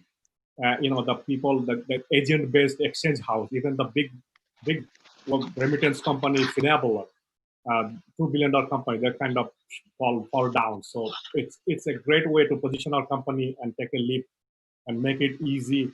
And cryptocurrency, we're not going for any kind of raising money through the cryptocurrency. We're just going to tap into a platform that solves the problem, instant transfer. Right now, you cannot do instant transfer, instant settlement, you cannot do. You mentioned about XRP. XRP, right now, I cannot, as a consumer, you cannot use the XRP. XRP is offered for some trial they are doing with some companies from US to Mexico, and there is a lot of inefficiencies there also. Ripple is also struggling a lot of different ways. So we are going to be offering something better than Ripple, and already we have lots of bank partners, especially all the banks in Bangladesh. 56 banks in Bangladesh will be part of our platform, settlement platform, which will be much smoother than Ripple. But again, we have a strategy, and we're not gonna be. I've been here for a long time. I sustained for 10 years on this journey, so I know how to head it through. And obviously, we have to convince somebody who can be seeing this big picture. And I know a lot of people are scared about this space. There are reasons, but there are a lot of opportunity also. There are lots of opportunity in this space. Thank you. Thank you. I would also want to reply to the question just briefly. Some of the things that I didn't share also is we're moving also to the banking aspect of it. We have partnerships in banking where we have liquidity in 170 countries also. So we have access to banking product. We have banking products that we're also rolling out with our digital currency, also inside of the SAC wallet with the SAC card, business debit card. Also, from a custodian, we partner with Kingdom Trust as a custodian of digital currency. And I agree full-heartedly. Start small and grow your business from there. One of the things we've gone from a top-down approach. We realize that inside of our community, a lot of large entities have more reach than we do. So through our partnership, we're focusing on the partnerships and bringing in a lot of these large partnerships. And through those partnerships, we're gaining adoption. So the adoption strategy of Stable Ascent is to partner up with major entities like Black Farmers Association, partner up with the Black Business Chamber, people who have a lot more traction than we do, and use the currency to allow them to do it as they feel they need to do it. Thank you. Thank you. Max, you also wanted to comment? Yes, very briefly. All my colleagues, they already covered almost everything. I mean, for Buddy, for me, as you started this business based on a very kind, addressing a big problem, which means the Black community. And I do believe technology should do what politicians would be never, ever able to do. But because you're addressing this problem, how do you build up community? Because more than partnership, you need community. You need to build up a sense of community where people come to you because they feel everyone be part of the same community. It's not that easy at all. When it comes to safe food, this is a massive market. P2P and trust is why it's huge. This is why you have so many people and so many companies working and trying to get in. So which means for me, I love dreamers. So you guys are both a very big dreamer because you are targeting a huge market with huge dream. And I'm not here to cut your dream at all. I'm a big dreamer as well. But you have too many issues for me. First of all, license. You need banking license, which is not that easy at all. I've been working with guys in Africa. They're still coping with the government to have a license since 2 years ago. I mean, if you can get a license, it's a nightmare. You can't deliver anything. So you can have the best business model ever, but you can't do anything because you're not allowed to do. And again, what about value proposition? Because P2P is, again, it's a huge, massive market, but everyone is going there. Revolut, I use Revolut every day in London. They have very well because they're seamless. I mean, it's very without any friction, but they are not covering exactly what you're doing really. Yes, I mean, I think value proposition is very important what you're doing. You start in US, but you want actually to now do in Bangladesh, and I suppose all your revenue market traction comes from US. So you are now applying to Bangladesh what you learned in US, where competition is very high. You're moving to Bangladesh, where competition is very low, probably. And after you need to move back to probably go to India, where the market is huge, because I think is the proxy to your market, and going on. I mean, it's challenging, and you need a lot of money. I mean, 5 million probably is enough, is nothing. Maybe you can run away for some months, but after, as Andy told you, you need a lot of cash, seriously a lot of cash. I'm not talking about terms of 5, 10 million, you need hundreds, millions. I mean, you're talking about Revolut has 1 billion cash today. I mean, you are competing with this guy. In a very challenging market, you're competing with guys with bank account with billions, not millions. It means it's going to be very difficult because customer acquisition, it's very, very expensive. Thank you. Thank you. And Sharon? Yeah, just can I make one comment on that? Is Revolut, you brought in Revolut, but Revolut is not in the US. Revolut is not in Bangladesh. Revolut is not in India. Revolut is not in Middle East. They're not in Africa. So, they have 1 billion, right? If I had 1 billion, I could do 10 times better than Revolut. And we are also going to, it's not like 5 million is enough. 5 million is probably going to last us in our next milestone. So it's like right now, if I go to somebody 100 million, there's an investor, they say, Saiful, I want to see first that you achieve something. So how do I trust that you're going to do these things?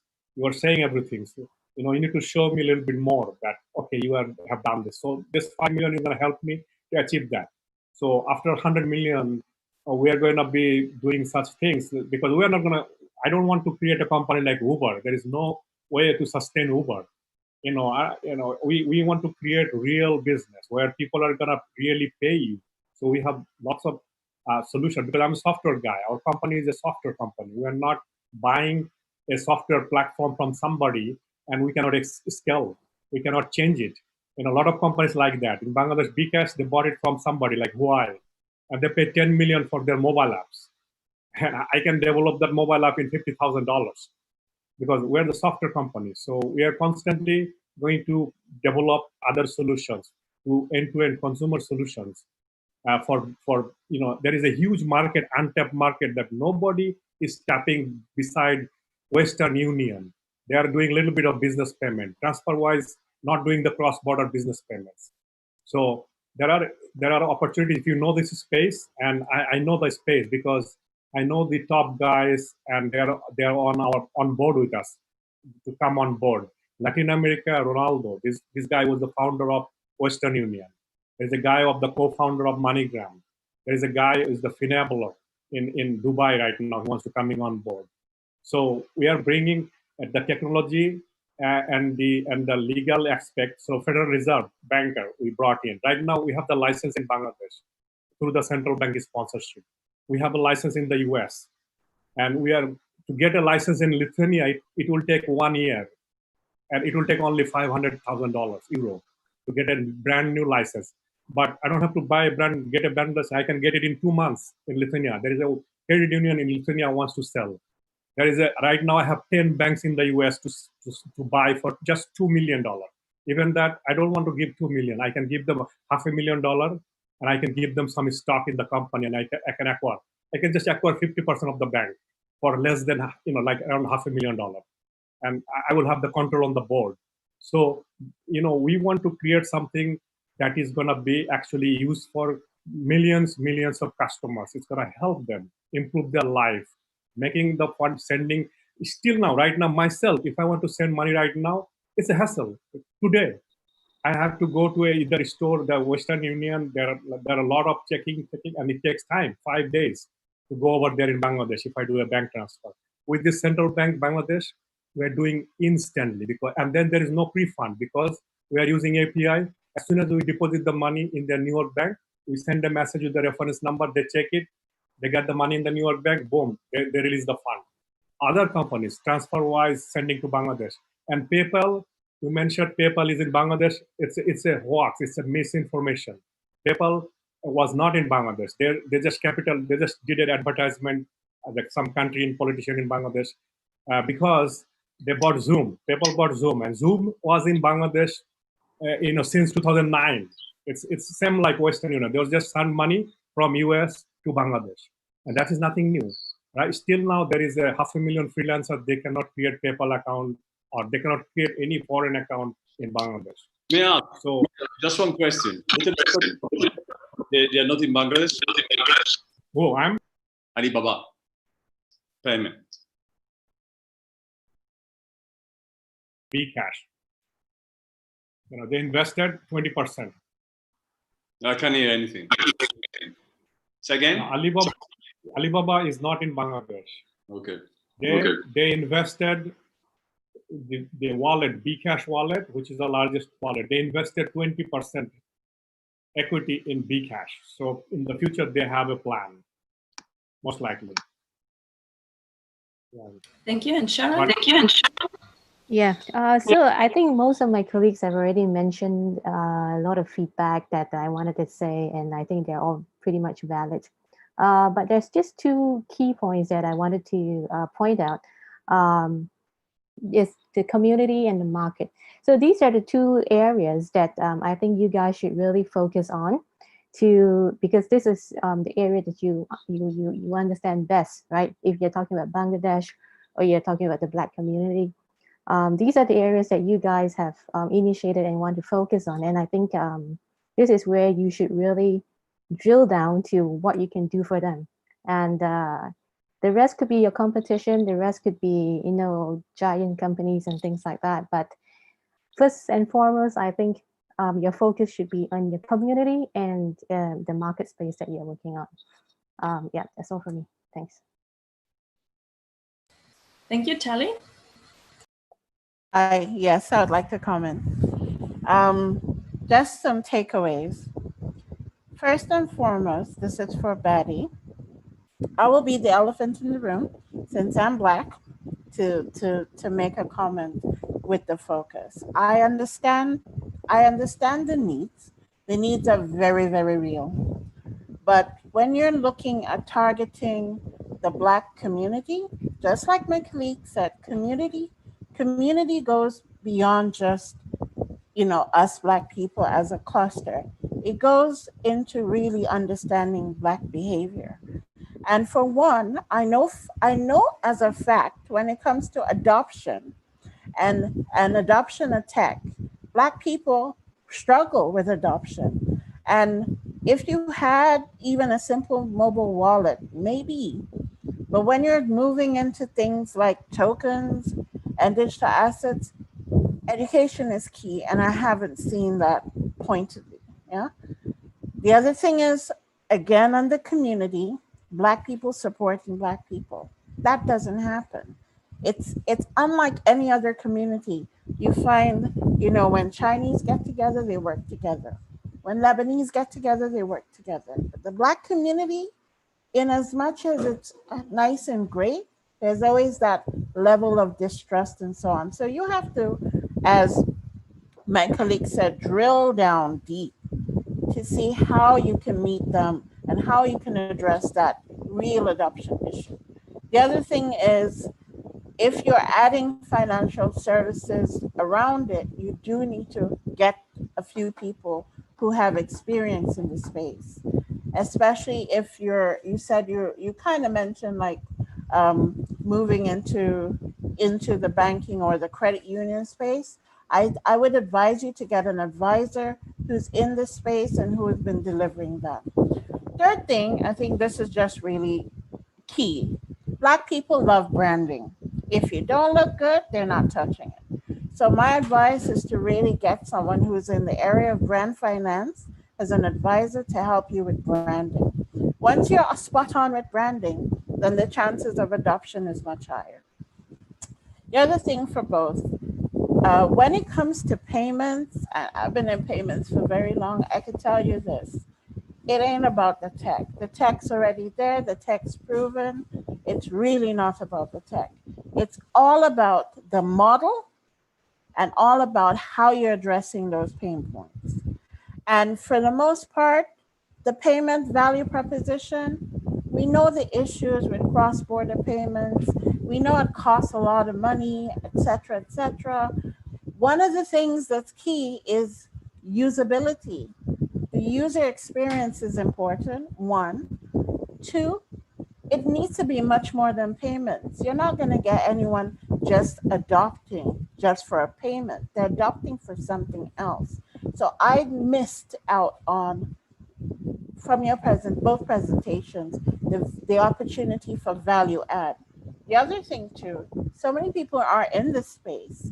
And so you are pretty much in a red ocean. So realistically, a kind of refocus on maybe the infrastructure might be your best bet in terms of winning this game, because it's really, really a red market. But if you're running an infrastructure play, you move faster, much further. Thank you. I would like to respond. Good, those are great questions. First, I want to talk about the educational aspect of it. One of the things that we're doing in conjunction with the launch of the currency and the digital wallet is we're doing an educational tour. And on that educational tour, what we're doing is we're doing a podcast.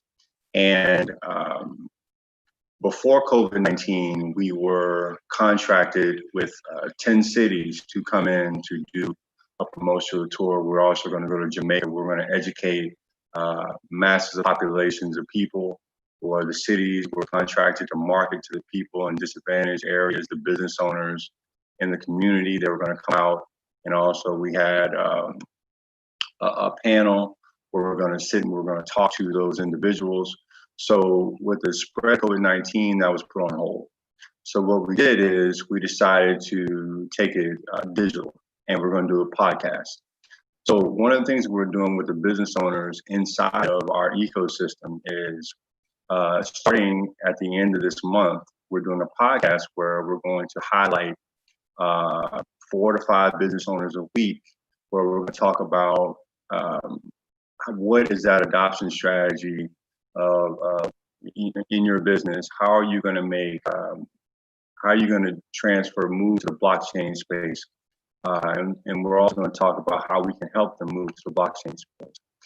How are you going to add cryptocurrency in your business? What is cryptocurrency? So there's going to be a storehouse of information where people are going to be able to look and get that information. And like I said, we're constantly reaching out to people on a high level as far as that implementation strategy into the community. One of the things, our board, we have SEC attorneys on our board also. We have, like I said, in order for us to have a banking relationship, to have a liquidity in 170 countries, there are individuals that have had 20 years of banking. In order for us to have that relationship, they're also on our board, and there's tons of others on our board. So it's not just the people that I showed on the panel. We understand in order to really move the business the way we need to move it, there has to be individuals and a multitude of spaces, because it is very, very, it's a lot going on. I agree, moving into the Black community, there needs to be a face. Also, we do have influencers that are going to be involved in our process to make that activity, to make people want to be involved with the Save Stent project. So I agree with you 100%. We've looked at those aspects, and we're tackling them one day at a time. So I appreciate your comments. Thank you so much. How much have you raised? Do you mind if I ask? How much have you raised? As far as raising capital, what we've done is we basically finance the company ourselves through our own personal financial lines, and we have created the wallet, the coin, and all the other aspects, the relationships, the banking relationships, and through the founding members of Save Stent Corporation. So we funded the project ourselves. Does that answer the question? Sierra, you also wanted to comment? Right. So just as a few closing statements, thank you to Mr. Oliver for his presentation, also to Dr. Kondek. I just want to say that I think that seed funding and early stage funding will significantly decrease in volume, and more investment in companies that have traction with many users and rapid growth will capture the majority of the funding post-COVID. I also think that's where the token could possibly attain a market share with early stage companies or companies seeking seed funding. In particular, back to MedTech, I think a pivot towards personalization is key. Personalized nutrition services and personalized medicine will be the focal area of investment within the next decade, I think. And we've seen companies such as Viome, who raised 82 million in Series C last year, which uses at-home testing kits using microbiome sequencing technology to identify microorganisms in the gut, and provides users with a personalized diet, nutrition, and lifestyle recommendations. And telemedicine will be rapidly moving in this direction as well. In the previous decades, we had the one-size-fits-all approach to medicine, especially for minor health problems, where you essentially physically go to the doctor assesses you for 5 minutes, you receive more or less a similar prescription as another patient based on similar symptoms, and you fill the prescription at the pharmacy. And we saw the rise of minute clinics pop up everywhere due to this. And now I think we're sort of moving away from that model, and our DNA, particular genetic proclivities, our individual microbiome gut data will be analyzed and utilized in more of an integrative model of medicine, where all recommendations will be personalized to the individual. And before the Great Lockdown, we already saw many innovators in this space. And I think, such as personalized immunotherapies in the treatment of diseases as cancer, and even personalized cosmetic dental startups that allow users to straighten their teeth from the comfort of their homes. And despite some initial regulatory problems, I think this will be a trend that will reemerge during and after the Great Lockdown. And as for me personally, I think biotech and medtech startups that can successfully pivot to be able to manage this data and diagnose users from the comfort of their own homes will be essential. And the collection of data, comprehensive data such as genetic information, lifestyle, sleep analysis, in addition to cross-referencing databases that are able to accurately diagnose diseases based on this personalized information, along with overall geographic trends, environmental factors, and drug and supplement interaction will be of the utmost importance in the new era of personalized medicine. So in summary, in the next 10 years, although we are not necessarily replacing the specialist doctor, we are giving doctors more information than what they had previously had in the one-size-fits-all model of medicine, and also enabling users to monitor their own data in the comfort of their homes.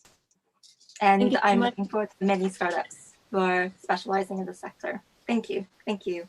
Thank you, Sarah. And our winner for today is Dr. Seyfo Kondek, founder and CEO of PharmaCash. And just a quick round of our today's pitch competition. So how do you find online pitch competitions to pitch your investment process? Just a quick word. Telly? I think the online pitch competition is actually very. I like it. I like it as a model. It's very to the point, and I think it allows for more feedback and comments than you would a normal, traditional pitch competition. There isn't enough time to really go through it. Thank you. Andy?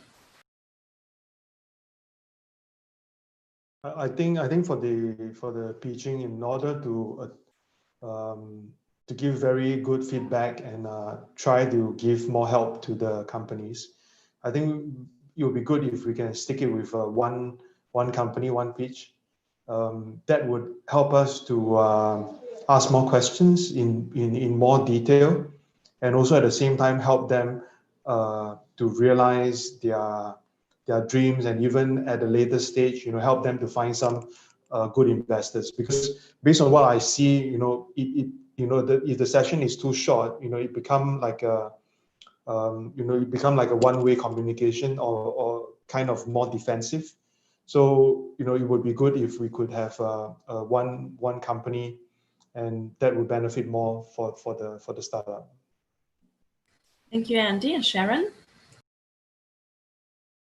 I think the pitch competition online is actually a pretty good model, but like Andy mentioned, we probably need a bit more time.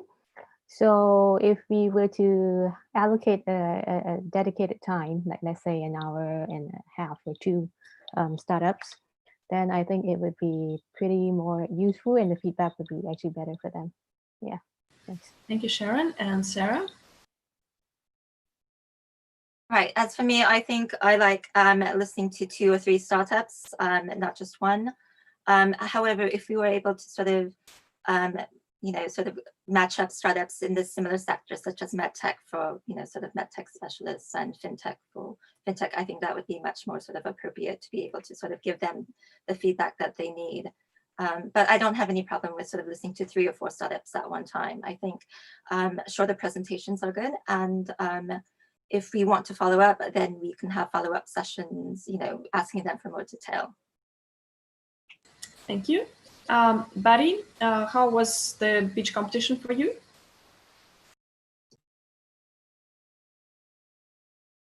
I really like the pitch competition. I guess one of the things that I would like to see is to have feedback. Well, we got that feedback, but I actually have, okay, what were the things maybe written down?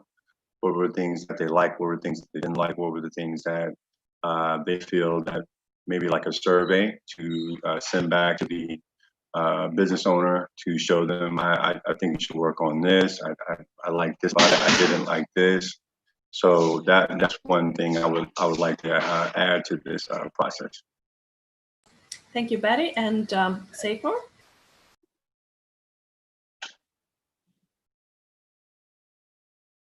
Yes, I really enjoyed this conversation. I think it's very appropriate during this COVID time, where I was used to go pitch and face-to-face in the community and investors, but this is a great opportunity to do that, when you cannot go out, to stay at home kind of situation.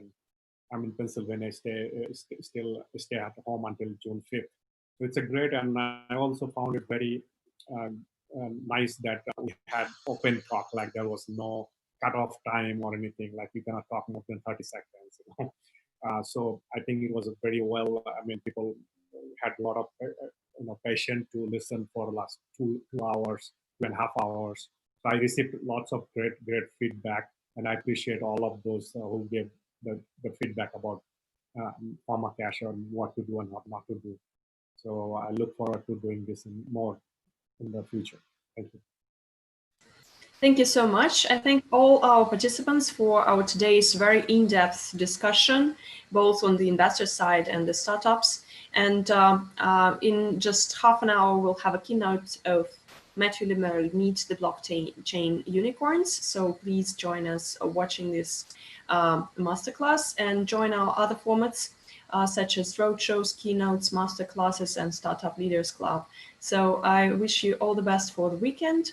And we'll see you tomorrow also on the roadshow from Singapore, where we also had Sharon and Andy participating already. So see you all, and good luck for the week.